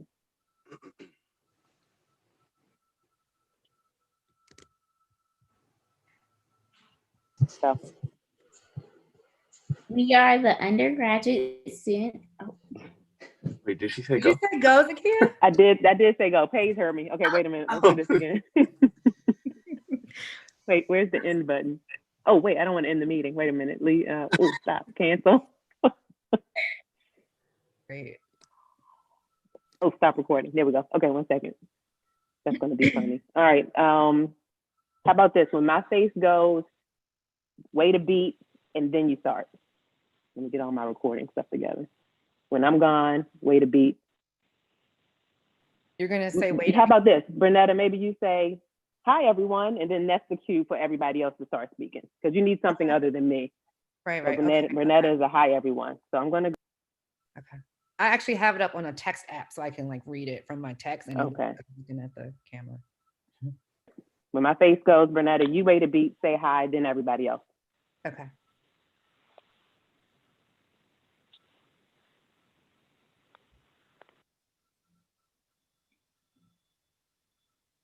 All right. Hi, everyone.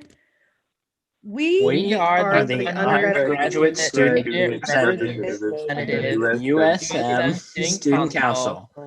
We value our democracy and are asking all the students out there to vote with us. I'm sorry, y'all. It was bad. Yeah. Is Can I there make a okay? Is recommendation? there a How way about that we this? could? Can't we Can I- just Photoshop this? Like everybody record their video and then just make this grid? Or what I if don't we- know about that, but you all may know better than me. How about what if Bernetta says it and then each person just goes Frostburg, UMGC, University of Baltimore.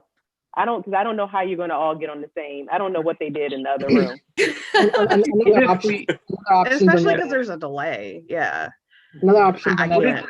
can't. What you could do is you can just say the whole thing, and then we can just say vote with us. Together. Vote with us. Yeah. That's yeah, good. we'll do that. That's cute. Wait, are we still are we all still saying universities or? So maybe no universities. I like to okay. vote with us. Okay. Okay. So Bernetta's going to read, and then everyone says vote with us. Is that the plan? Yeah. Okay. All right. So let me get out of here again. Wait a minute.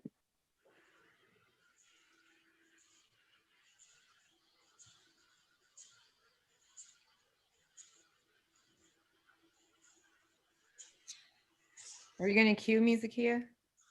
Or do I just start reading? All right. We are Wait, I wasn't going to cue you, but then I stopped. Oh, okay. Wait a minute. Sorry. Oh, how about this? It's okay. When you see my red mute sign go, then you go. Okay. You do that? Okay. I think so. Okay. We are the undergraduate student representatives of the USM Student Council. We value our democracy and are asking all the students out there to vote with us. Vote with us. Vote with us. Vote with us. Should we have a certain order that we go in, just so we could Yeah. say, okay, this person go after that person kind of thing, if we just go through the list? It's not a bad idea. Yeah, that's cool. We also could just wave, Bonetta could just say it and we can all just wave and just keep it simple. And it's make it simpler, yeah. But the vote with us is cool too. You Yeah. could say Like, you almost could throw like in your a- university name too when you say So vote what's with the us. what's the script, Bernetta? What So what words what words is everyone listening for before they say vote with us? Asking all the students out there to vote with us. Okay, so are we going in? If we just go in order, if we say we can shout out our university and tell our university to vote with us. Yeah, you could. So Thomas could go say Frostburg University vote with us, UMGC vote with us, blah blah blah. But we just have to pick an order. Where we? Aren't we yeah, missing Nayla Bonet is saying representatives that. from? Yeah, I don't think we have Hagerstown. saying that we don't have Hagerstown. Yeah, there are people missing, and we don't have everyone. Nayla Bonet's talking about Zoom not being able to, get everyone at the same time. And what would the order be? Because we do see each other differently. So I think the vote with us idea is probably maybe the easiest. What Bernetta just did, Bernetta's part was great, and we did get some vote with us's, but Bernetta, you may need to go a little pause so folks know that it's time to then say vote with us. So asking all the students out there to vote with us. Okay, so should we do little hands? Okay, so I'm gonna say choreography out there too, decision. and then when you see my hands go out or something, then everybody. We can do spirit fingers or something. What's the spirit fingers like? All right, so I'm going to do the same thing, Bernetta. When you see my red light come on, then you go ahead. Okay. Dan, your orientation is off right now. You're vertical as opposed to horizontal. There we go. Nope. Yep. There you go. Okay. So. We are the undergraduate student representatives of the USM Student Council. We value our democracy and are asking all the students out there to. Sorry, Bonetta. Wait a minute. We got to start again. I messed up something. Oh, that was so good. Okay. It was good. I'm I sorry. was like, Okay. Here we go. Wait a minute.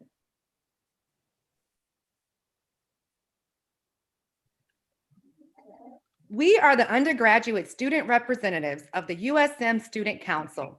We value our democracy and are asking all the students out there to vote with us. Vote with us.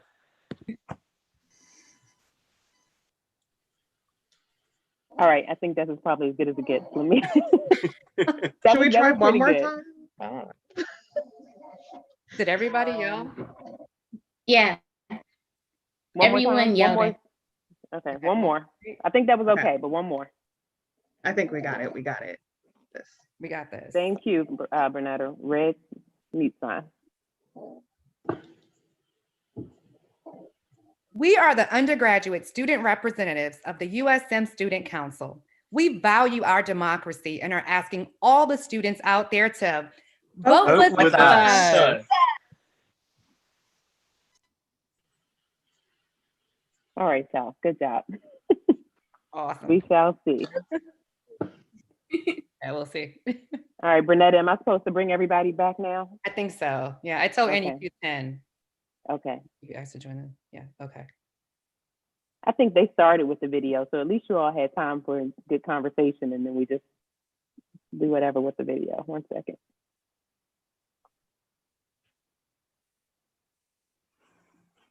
All right, they got the 60-second memo. They're shutting down.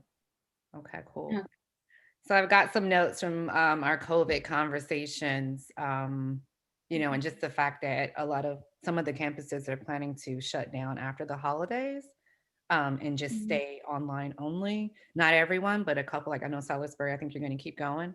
You know, I made a note about the app, the Together All app, that you can leverage so students can be anonymous and report how they're feeling.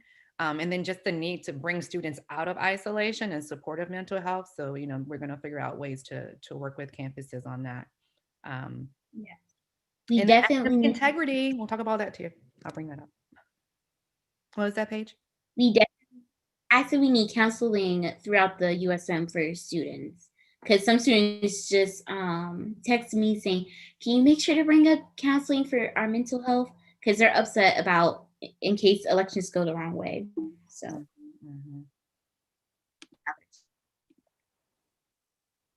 Okay, I think everyone's back.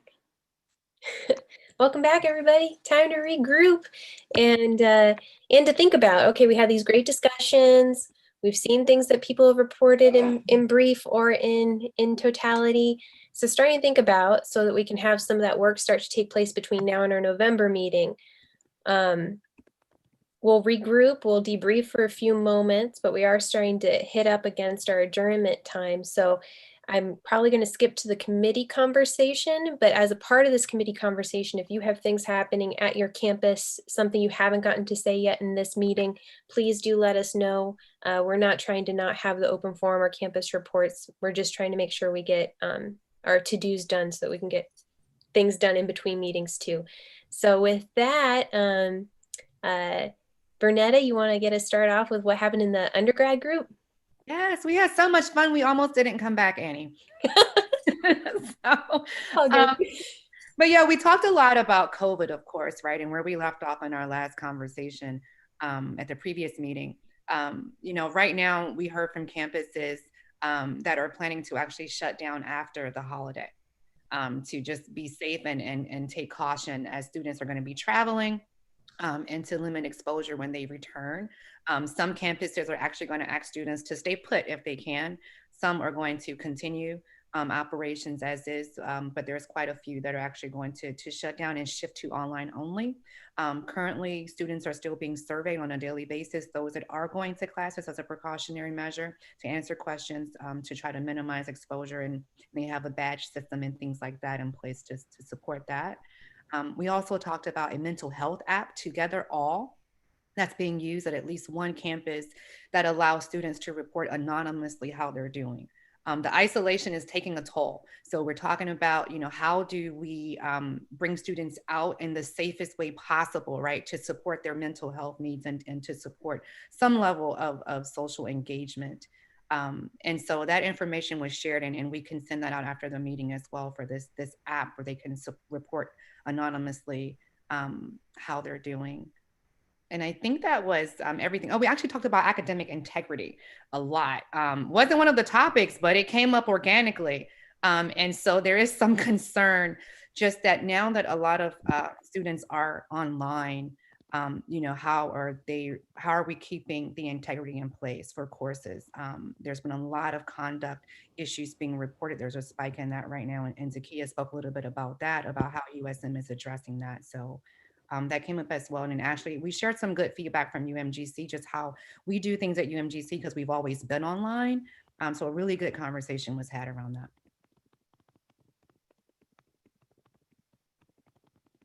And then I will pause here before jumping to grad students. I know I forgot this earlier, so I do apologize. But those of you who are able and willing and don't have something else going on, again, zero pressure, but hope you can turn on your video. I know Niv's hoping to get a group photo of all of us.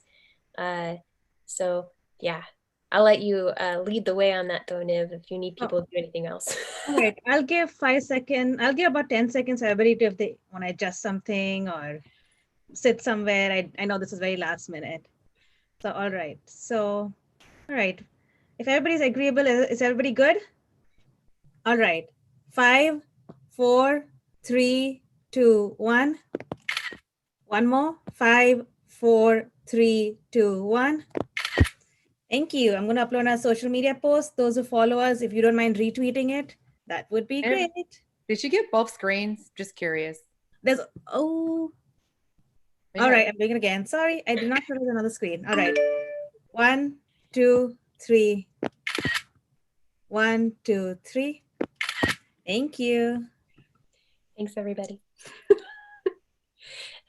And thanks, Niv, for doing that and for getting us, getting more momentum.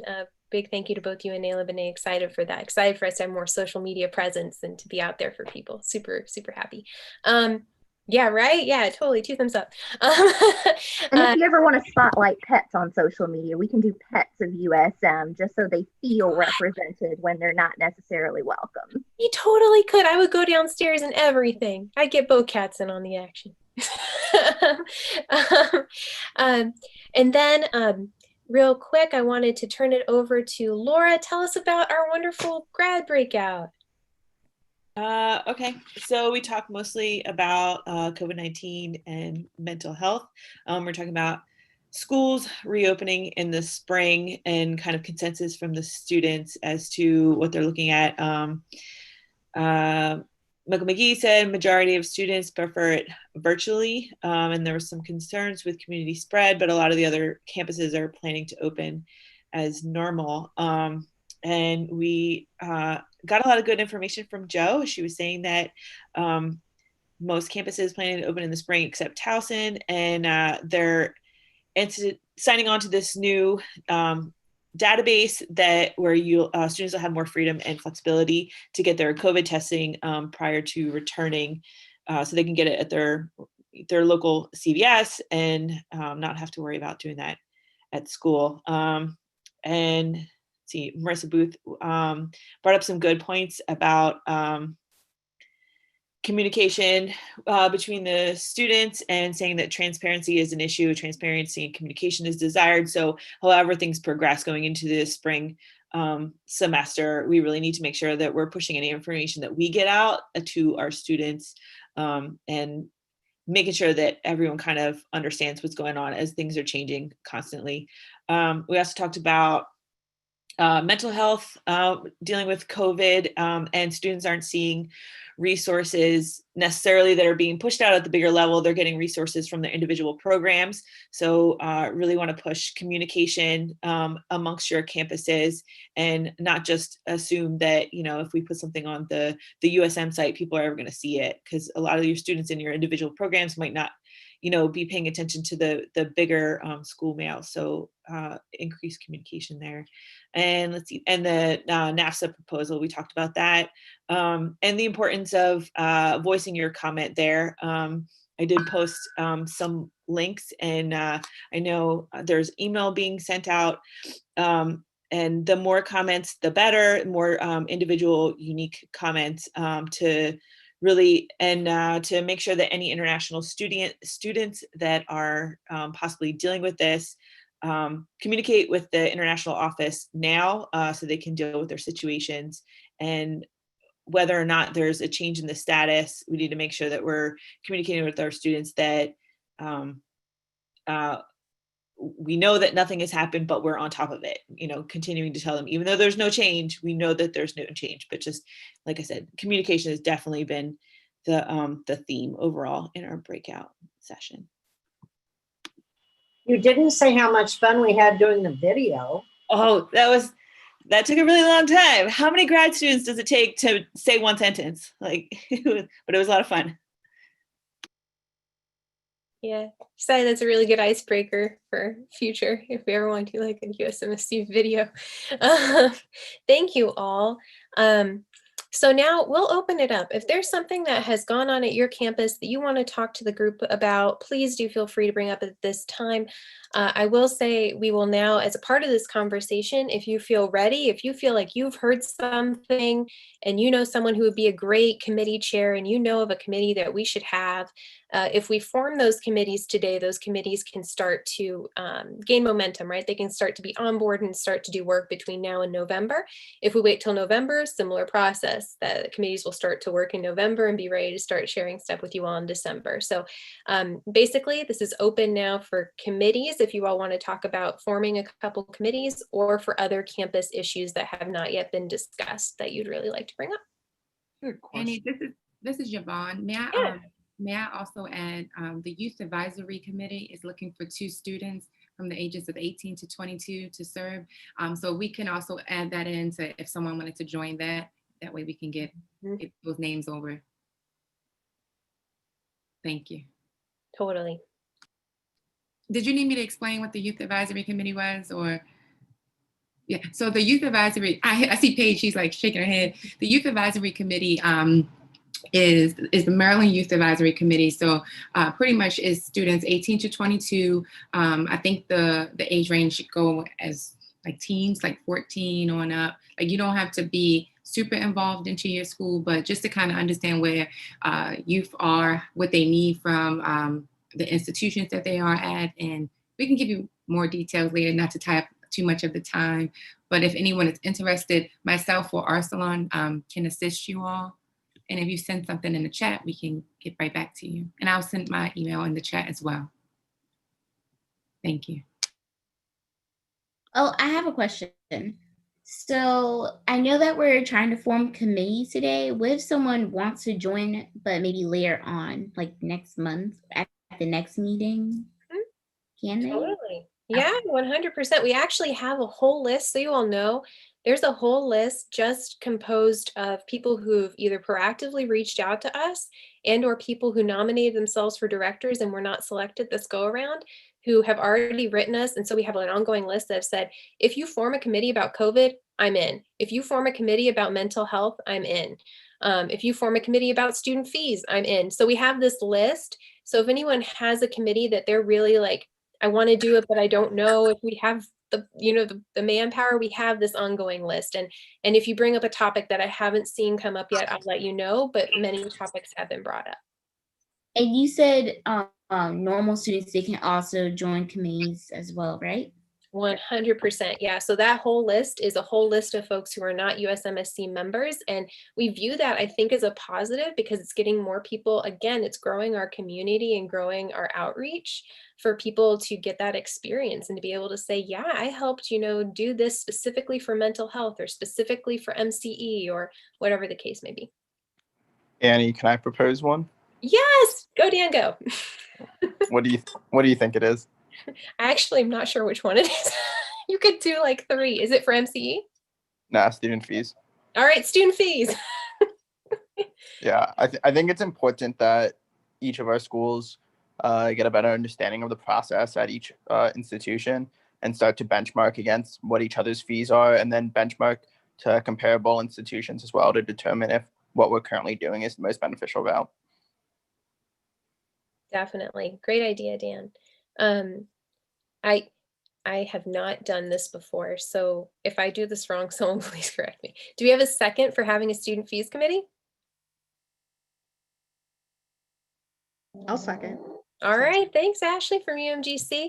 And then the big question is, who is willing to be a chair of that committee? I'm happy to do it. Yes. Thanks, Dan.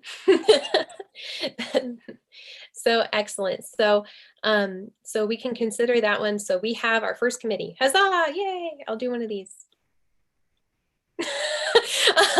See how easy that was? Thank you, Dan, for showing how easy that was. So do we have any others that are on folks' mind that you'd like to propose? Definitely. Oops, sorry. Go ahead. Could you go ahead? Oh, sorry. I was going to ask, do we have a diversity and inclusion committee? Excellent. So Paige has suggested a diversity inclusion committee, which I would imagine would work heavily with our wonderful co-directors of diversity and inclusion. So does anyone second having a DEI committee? Seconded. Thank you, Beth. And who is willing to be the chair? I know someone who is a normal student who wanted to be the chair. Excellent. What is that student's name? Khalil Greenfield. He Thank goes to you, Bowie Khalil State. Greenfield. Thank you, Khalil Greenfield from Bowie State. So that's all we need. So if you know somebody who isn't here today, if you can just give us their name so we can follow up, that helps us be like, guess what? You got it. Because I know some of you may have done that for your committees. All right. So we have DEI and student fees. Anyone else? I saw Mershad, were you raising your hand? I had a general question that I can ask after. Yeah. Pressing question, but I'll ask it after the committee section. So. Oh, okay. Understood. Yeah, I would like to motion that we have a committee dedicated to student mental health and wellness across campuses. Excellent. Do we have a second? I'll second. Awesome. Thanks, Marissa. And who's willing to be the chair? I'll definitely step in and incorporate anybody who wants to be on it because this touches everything. 100%. Thank you. All right. Look at how expeditiously we are handling this. I am so proud of all of you. What else? Anybody got something else on their mind? Annie, this is Javon again. May I request that we have a government relations committee to kind of make sure that we're fulfilling all of the duties within that department? 100%. And this committee would be helping government relations. They do all kinds of work, including coordinating our advocacy day, our hopeful meeting with the governor or someone on his staff, as well as formulating something on higher education affordability are three that come to my mind. So if you have interest in any of those, that would be what this committee would do. Do we have a second to create this committee? I second. Thank you. Oh, and thank you, Paige. 2 seconds, all the better. And then who is willing to be the chair? I know someone that I think would be willing to be the chair for the committee. Excellent. Thank you, Arslan. If you could send us like a intro email, same thing for Paige for Chloe. I realize I'm not going to remember that name. So if you all can give a little email intro after this, that would be perfect. Cool. Will do. Thank you. All right. Does that cover what's on folks' mind? Are there other ones folks want to introduce? There's one more. I know me and Ben were talking about possibly trying to get a student affairs committee. That way, if there's any interest to advocate for those issues, students can join in. Could that be something we do? Yeah, totally. You can have help too. So this committee would be to help Ben and Dan with student affairs issues. That's also pretty broad standing, but an example would be that Ben and Dan wrote the thing on COVID accommodations, grief clause, really excellent letter. Like that's an example of the work that they do. So do we have a second to have a student affairs committee? Second it. Thank you, our seconder, Paige. And who is willing to be the chair of the student affairs committee? I'll do it. Oh, thanks, April. Excellent. All right. So I believe that that leaves us with, we have mental health, we have student fees, we have DEI, we have government relations, and student affairs. Is there anything else folks want to propose? Are you feeling good? Niv, I think Niv was thinking about doing like a comms one, but I don't want to speak for you, Niv. Oh yeah, the comms is going to be specifically, Annie, for creating the comms, do I need to create a committee for this if I'm just contacting the persons in relation to work with us? Does there have to be a specific committee, or will this just be people I work with? They can just be people you work with. So yeah, this is specifically if you want help from other USMSC, like if you want help from this area, but another, yeah, what you're saying, Niv, is 100% too. So you can call them whatever you want, but that whole contact list we're building up for you of PR folks across can also be that group. Yeah, for sure. So should I create one, or can I just work with them also? I didn't know if that was going to be helpful or not. That's a good question. Because initially, I didn't know there had to be a specific committee. Because I thought committee is something anybody could join, but I think with comms, it's specific to people who can. Yeah, if you had folks on here, it would be more so like the content creation, I think, more so than, so like when you're going to that contact list that we're making, you could say, hey, look at everything we've made, push this out, follow us here, follow this, help support that. If you have a committee formed from this group and the people we have ongoing who want to be more involved with council, they maybe would be helping you make those social media graphics or helping you draft the content of a press release, that sort of thing. All right, then maybe I'd advocate creating a social communities group then. Sounds good. Is anybody, oh, sorry. And I should share it also, heads up. Oh, you can share it. Me and Neela Benet can share it together, co-share it. That sounds beautiful. And does somebody second that? Seconded. Excellent, excellent. All right, excellent. And then I had one, so I'm gonna have to ask one person about this one because the people who want to form this committee are not here. But they're like on that list of people who want to be on committees. So I am so sorry to put you on the spot, Arsalan, but is there enough interest? Do you know, or we can wait also till November to discuss this, but is there enough interest from the people who wanted the MCE committee? Or should that fall under student affairs or gov relations or? I think, I'm not sure, Yvonne, what is your opinion on that? I wouldn't really mind either way. I think it would be, government, it is kind of related to government. So I would think that we would kind of maybe take that under our umbrella. I like that. I think that works out well. I just want to make sure they're taken care of. They've been contacting me since May. So let's just circle back around and just make sure that we're all in the loop this week sometime.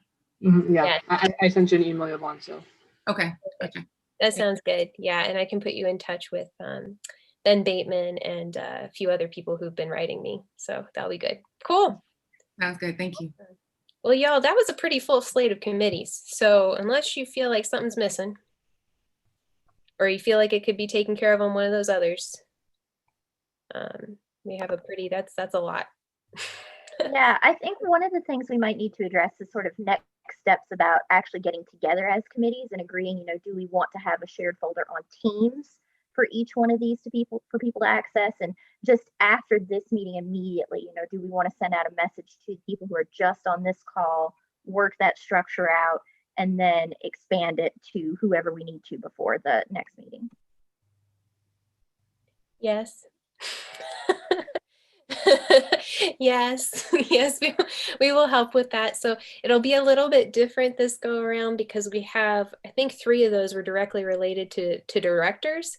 So we'll probably let the directors and the people who were willing to chair kind of take the lead on that. And then for those, like for mental health, I'm happy to ask. Mental health was something that ongoing list, there were several people who said they wanted to help on a mental health committee. So I'm happy to give that list to you.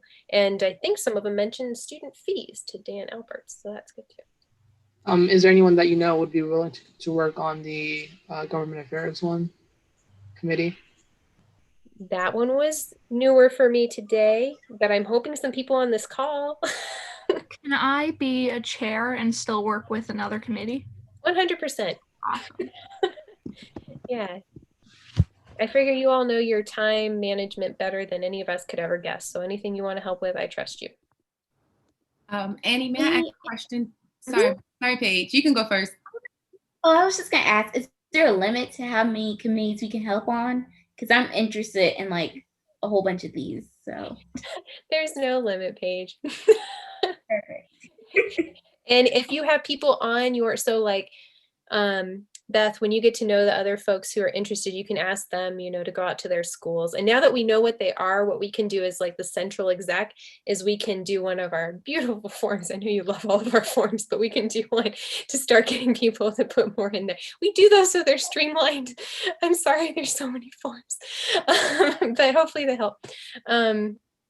So hopefully, yes, but point well taken. The next steps will happen. And that's what's good about forming them now before things, so we have the most of the semester still to help get them underway.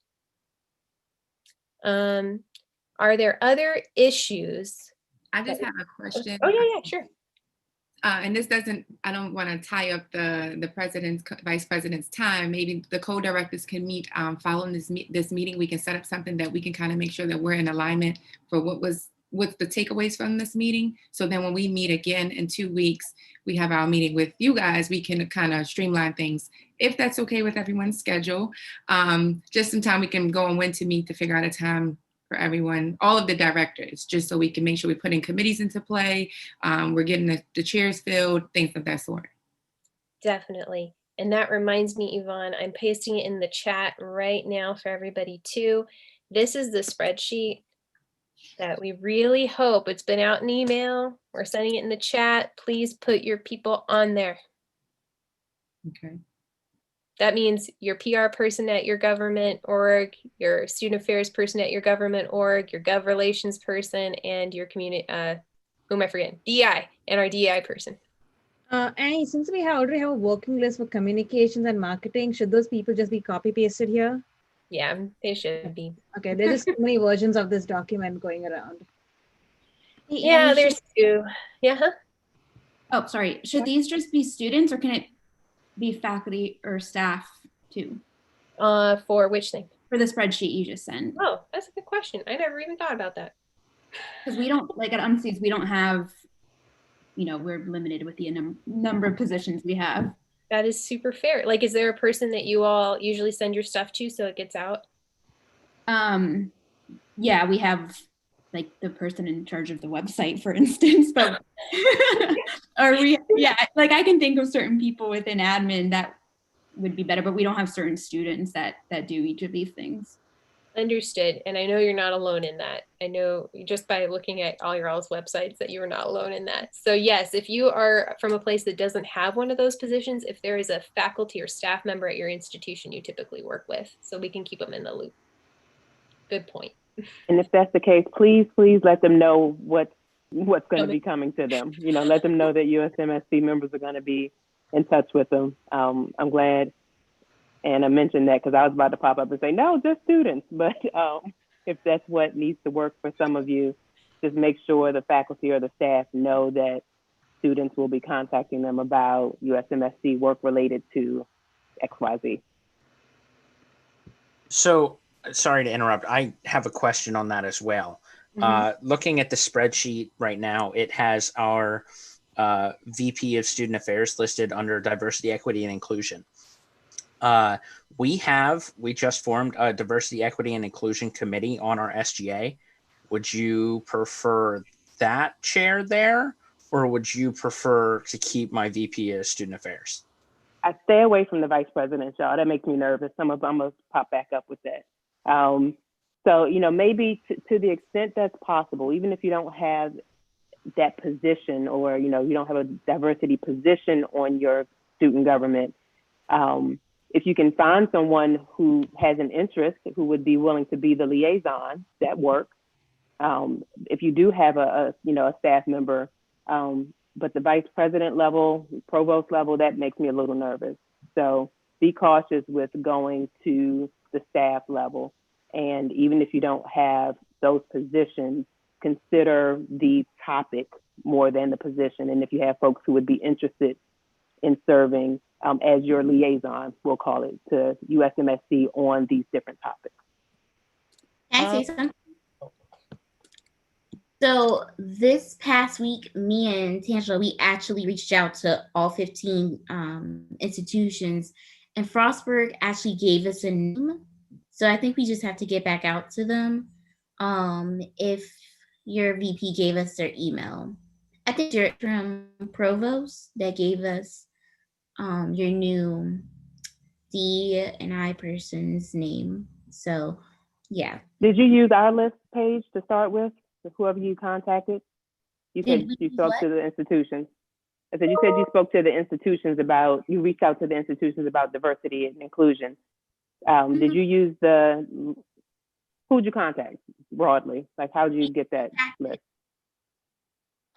Remember the list you had sent out to us, the members of diversity and inclusion? Yeah. The council? Okay. All right, so what you really need, Paige, if those folks responded to you, great, but that's probably how a vice president got on that list. And hopefully what we really want is your peers right here to tell you who their student government diversity person is, not the campus diversity person. You want the student government level diversity person.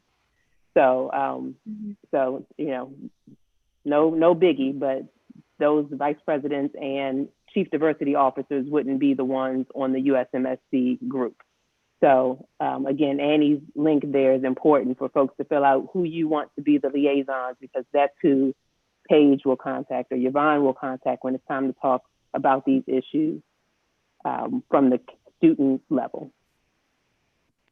I have a question for student affairs, who you want as the liaison. We have several positions in RSG that could fill that role. Could you just define what you're looking for in that person? Because we have like director of special projects, director of student orgs, me as the chief of staff. So like, could you define what you're looking for in student affairs, just so I can make sure we can get the right person on that?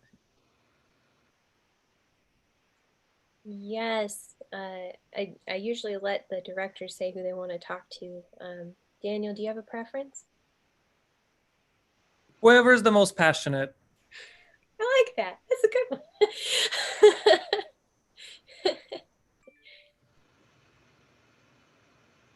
And you can put more than one name too. All right. And let me just say, you know, you know, whoever's the most passionate is a great answer. And the reason that's probably the best answer, Olivier, is because this is new territory. You know, we haven't had this many committees before. Last year we had a couple, and they did get a little bit of work done, but then they kind of, you know, stalled out. So the vigor with which we think and hope these groups move forward is a little different than we've had in the last few years. So, so it's, you know, passion is a great indicator of who you may want to plop on the committee.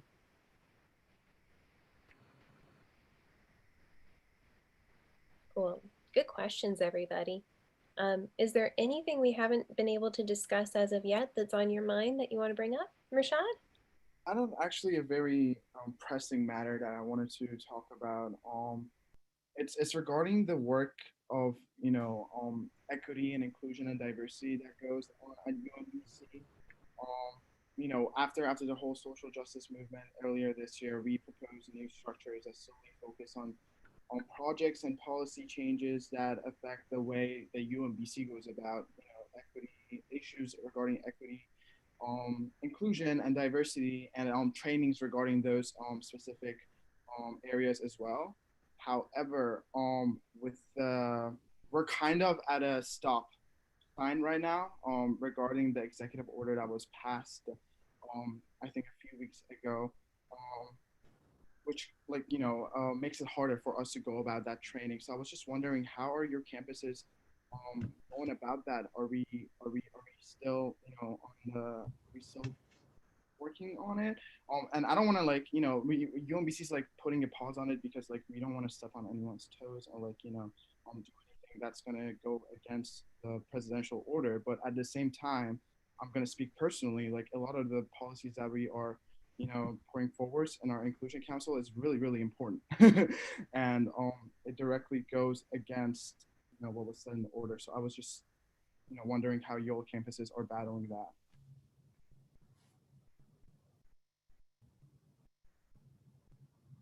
I don't think our campus is, and I'm assuming you're talking about Donald Trump's order about like the type of, I guess from my understanding, I thought that was only in terms of like academics for K through 12. I mean, it might apply to universities.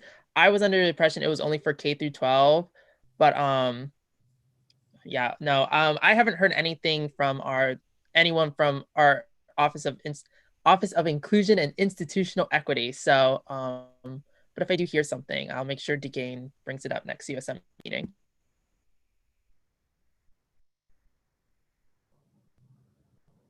Rashad, the chancellor and the presidents, of course, are aware of the executive order. It can and does have implications for higher education. There's a component in there about federal funding, and a lot of your professors and the research that's conducted on your campuses are funded by the National Science Foundation, that's a federal entity, and others. Joe, you have to help me with this part. The Office of the Attorney General has offered some advice that I think have gone out to your general counsel. I don't remember exactly what's in there because I think kindly put, Rashad, folks it was to examine. That was part of it. Go back and examine everything you have as far as training is concerned.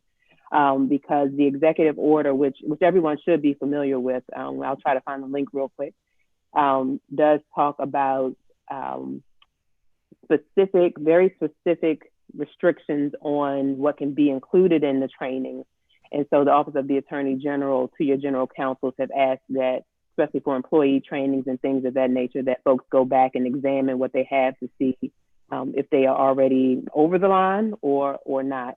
And the chancellor to the presidents and to the USM office staff has reiterated that we are still moving forward on all of our diversity, equity, and inclusion concerns and hopes to combat structural racism. And we understand what's coming out of the federal government, but that in and of itself is not putting a halt on anything that he's pushing forward on or encouraging the campuses to do. Joe, you want to add anything? The one thing I would add, there are several specific terms that are listed in this executive order. There are a whole lot of ways to interpret some of the things. So one of the issues that we're going to have to do is match our trainings and so on to make sure we're not using specific phrases, although the implications of inclusion we're not shying away from at all. We may have to change a little bit of our language. That doesn't mean we have to change our intent or depth of caring. So we're going to be walking a fine line for a while. And I, for one, am terribly frustrated by this. But that's one of the things that I'm hoping, just like with COVID, every once in a while we can find a silver lining. One of the silver linings out of this that I hope we can find is that we really pull together to look at the intent rather than use of certain phrases, so that we can say yes to the federal government, or we're being careful not to use these phrases. But in fact, we can reiterate and reemphasize our depth and breadth of caring.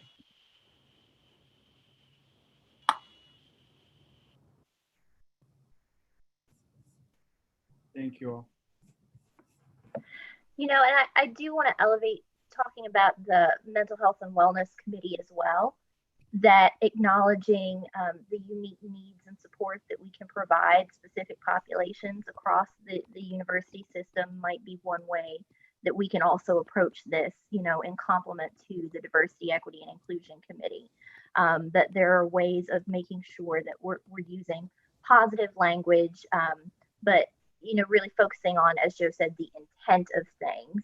How can we sort of navigate that moving forward? So I really appreciate you bringing that up, and I appreciate everybody on this call for talking about it. And I think of all the things that we talk about and that we record, this is something that all students really are going to feel something. They're going to feel some kind of way about this. Yeah, Beth, I'm glad you brought together that intersection. One of the things we've mentioned that the student counseling center directors have talked about the fact that they have some extra capacity.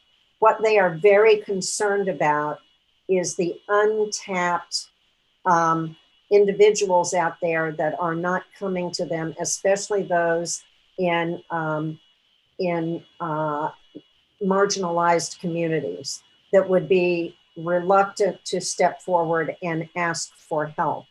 And in this day and age, with all of this other craziness going on, a marginalized individual might be even less likely to come forward. So we want to make sure that the message is out there, and the fact that the two of you brought this up, and the way these two things fit together becomes extremely important in messaging. And you as student leaders can be very helpful to us administrators to make sure that we are reaching across those gaps, because we are sure there are gaps out there, but we need to figure out how to bridge those. So we're turning to you as student leaders to be helpful to us, and we appreciate that. Number one, the fact that you're recognizing it. Two, that you're vocalizing it. Number three, now we just need for you to push us more. And just really quick, it sounds like, so we're dealing with two executive orders, one on diversity and inclusion, and the other one that we spoke about earlier in the meeting. So I don't know how we want to coordinate our response. I'd also pitch making videos and whatever we can to really emphasize our position on the matter and to get as many students involved in the matter as well. But Annie, I'm not sure what role maybe us as the executive team wants to take, or either the directors in their respective roles, maybe coordinating a student-wide response. I'm wondering, that's such a great point. I've been trying to think too, like, how do we do this and do it in a prompt way, especially for the international student ones, since we have that deadline of October 26th. How does this sound? I guess this is mostly for the advisors to correct me if this is a really bad idea. If the execs and directors, because we meet more often, if we draft something and send it out to everyone, is there a way that would be okay electronically for people? Either we could send it out and say, if you're not okay with this, let us know, otherwise we think it's good, or we could go out and say, do you think this good? And then press on people to each answer. But at what threshold would we need of our institutions? Like, how many of our institutions would need to agree with the statement for it to become okay, for it to be our statement? Okay, I have to ask you if you mean institutions or student government leaders of those institutions. The student government leaders. So the member, so to be something from the council, right? Okay. To be from the council, and because we vote as institutions, I would say institutions versus orgs, because if we go with orgs, it becomes a little less fair with how many people are reps. Yeah, correct me if I'm wrong. I think it would be very helpful if, especially if it's a relatively simple statement, that you send out to the student leaders. And I think just like any other vote, it would only be a majority that would have to be put forward. At the same time, Annie, because it's the written word, I would also suggest that somewhere in there, if you allow people to say, because we can wordsmith until we're blue in the face, but if there is a statement that somebody finds objectionable, or a phrase, give them that opportunity. But if they are in general support of it, say yes. And as soon as you get a majority, go with it. Okay. And Zakia just dropped off. But do you agree, Z? I do. I'm here. Yep. Okay. I think that's right. Okay. Well then, I feel like that's a plan. Like that's, I feel like that's a plan. So we can get statements to you all for DHS, and for I will need help drafting the one for the other executive order. I am less familiar with how that, I know about it, but I don't know how it directly impacts higher ed. But maybe our co-directors and DEI can really help with it. So maybe like Paige and Tangela could help with that rough draft for that one. I've already written a statement on DHS, so I'm happy to take that one on so nobody has to take on that extra work because I've already done it.